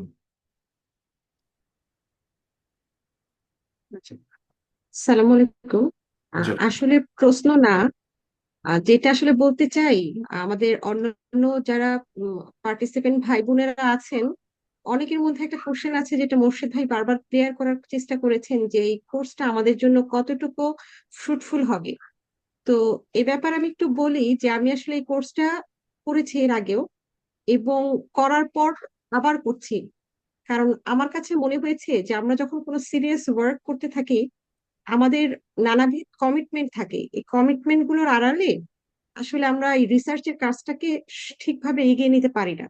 কিন্তু এই রিসার্চ হেল্প বাংলাদেশের কোর্সটা এমন একটা সুন্দর কোর্স, এটা পুরোটা করলে আপনি আমরা বুঝতে পারবো যে এটা আসলে one of the cheapest course.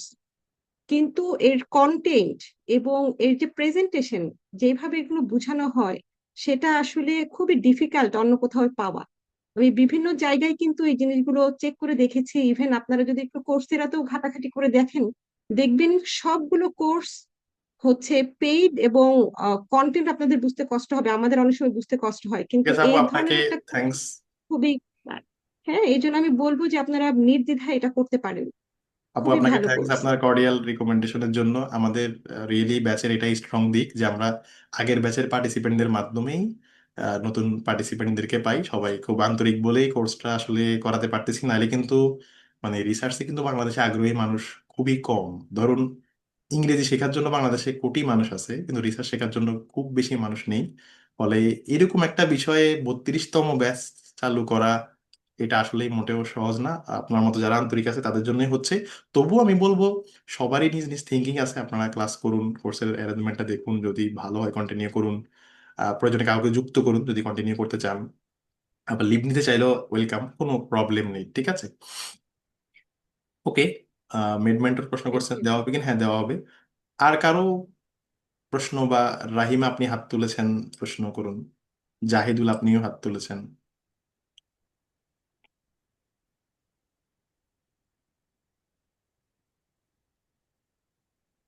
যারা হাত তুলেছেন প্রশ্ন করুন, নিঃসংকোচে প্রশ্ন করুন।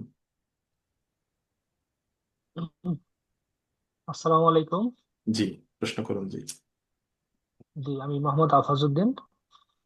জি। আপনি আজকের ক্লাসের কন্টেন্টের ব্যাপারে জানতে চাচ্ছি যে যেই জার্নাল গুলা আপনি বললেন যে অনেক সময় যে ইন্টারন্যাশনাল অথবা আমেরিকান কানাডিয়ান সামনে জুড়ে দিয়ে তারপরে একটা নাম দিয়ে দেয়, এগুলা অনেকটাই বলা যায় প্রিডিটরি জার্নাল, তাই না? তো এখানে অলরেডি আমার পাবলিশ কয়েকটা করেছি। তো এই জার্নাল গুলা যদি আমি আপনার কোনো ইউনিভার্সিটিতে সাবমিট করি, মনে করেন হায়ার স্টাডির জন্য, তো এগুলো কি প্রবলেম করবে, বা অবশ্যই, এগুলো মানে কি? মানে আপনি চিন্তা করুন, প্রবলেম তো করারই কথা। আপনি কিছু পাবলিকেশন অ্যাড করেছেন, অ্যাডমিশন কমিটি হুম কিউরিয়াস হয়ে ধরুন একটা পাবলিকেশনে ঢুকেই দেখলো, কিন্তু সে সে হুম যখন হুম দেখবে যে সেটা এত লো কোয়ালিটির, তখন তো মানে উল্টা নেগেটিভ ধারণাই হবে, ঠিক আছে? আমি একটা উদাহরণ দিয়ে বলি, আমার নিজের টোটাল আর্টিকেল হচ্ছে 16টা, 16টা না হুম 15টা। এর মধ্যে সবগুলা আর্টিকেলই আমার হচ্ছে হয় Q1 Q2 বা Q3তেই। তবুও আমি অ্যাডমিশন সাইকেলে যেগুলো আমার ওই প্রোগ্রাম রিলেটেড, আমি ওগুলো ছাড়া অন্যগুলা কিন্তু আমি আর মানে সিভিতে উল্লেখ করি নাই। যেমন আমি হয়তো অ্যাপ্লাই করেছি ধরুন হায়ার এডুকেশন পিএইচডি, আমি সেখানে ওই আর্টিকেল হুম গুলাই শো করেছি যেগুলো শুধু আমার ওই রিলেটেড। মানে আমি যেটা বলতে চাচ্ছি, আপনি অ্যাডমিশন কমিটিতে এটা দিচ্ছেন মানে তো তারা এটা যাচাই করবে বা লিস্ট এক নজর দেখবে। তো সেক্ষেত্রে তারা হুম যদি হুম। দেখে যে আর্টিকেল গুলা ভালো না, সেক্ষেত্রে তো এটা মানে ভালো জায়গায় ভর্তি হওয়ার ক্ষেত্রে সমস্যা হবে। আমার কথা বুঝছেন ভাইয়া? জি জি বুঝছি। তবে তবে হ্যাঁ, তবে হ্যাঁ, এখন অনেক সময় আমাদের অনেক ভালো ভালো কাজ হয়তো খারাপ জায়গায় পাবলিশ হয়ে গেছে। হুম হুম হুম। হ্যাঁ, আমাদের হয়তো ভালো কাজ খারাপ জায়গায় পাবলিশ হয়ে গেছে। তো সেক্ষেত্রে যদি আমি এটা বুঝাইতে পারি সুপারভাইজারকে, সে যদি এটা মানে করে আর কি, সেটা একটা, কিন্তু এগুলো তো না ইউজ করাই উচিত, তাই না? জি জি সেটা। এই আর কি। আবার আবার শেষ প্রশ্ন একটা, আমি আসলে কোর্সটা কন্টিনিউ করতে চাই, কিন্তু আমার ওই টাইমিং এর ব্যাপারে একটু ঝামেলা হয়। কিন্তু পরবর্তীতে যদি রেকর্ড গুলা সব দেখি, তো মানে রেকর্ডিং দেখে লাইভ ক্লাসের সুবিধাটা পাওয়া যাবে কিনা মানে। মানে পাওয়া যাওয়ারই কথা। দেখুন আমি কিন্তু মানে প্রশ্নোত্তর পর্বগুলো রেকর্ডে রাখতেছি এই কারণে জি যেন আমাদের ব্যাচে যারা রেকর্ড দেখে ক্লাস করে তাদের উপর আমাদের ফুল কমিটমেন্ট, কারণ তারাও পুরো ফি দিয়ে কোর্স করে। হ্যাঁ, জি নর্মালি জি। সব জায়গায় কিন্তু রেকর্ড কোর্সের ফি ধরেন অনেক বেশি, কিন্তু সরি, হুম লাইভ লাইভ কোর্সের ফি অনেক অনেক বেশি, রেকর্ড অনেক কম। আমরা রেকর্ডের ফিও হুম সেম এই জন্যই রেখেছি, কারণ আমরা রেকর্ডকে সমান গুরুত্ব দেই এবং সমান সার্ভিস দেই, ঠিক আছে? সো জি রেকর্ড দেখে জি। করলে সমস্যা নাই, কিন্তু এই যে লাইভ ক্লাস করলেন, শেষে একটা মন্তব্য করলেন বা সবার কমেন্ট শুনলেন, এই আনন্দটা হুম হয়তো আপনি রেকর্ডে কম পাবেন, আপনার নিজেরই হ্যাঁ অলসতা ডেফিনেটলি, লাগবে, ঠিক আছে? কিন্তু ডেফিনেটলি আমাদের এটা তো সবার একটা ব্যস্ততা ডিফারেন্ট। আছে, এটাও আমাদের মাথায় রাখতে হবে। এখানে নিশ্চয়ই সবাই স্টুডেন্ট না, সবার নিজ নিজ অনেক ব্যস্ততা আছে আর কি। অসংখ্য ধন্যবাদ, আমার ক্লাসটা ভালো লেগেছে, আমি থাকবো ইনশাল্লাহ। সুলতানা রাজিয়া পারুল প্রশ্ন করছেন, পে করতে চাই সিস্টেমটা বলবেন? আমরা আজকে ক্লাসে বলে দেবো কিভাবে পে করবেন। ফেব্রুয়ারির 8 তারিখ পর্যন্ত পে পে করা যাবে, ঠিক আছে? ওকে।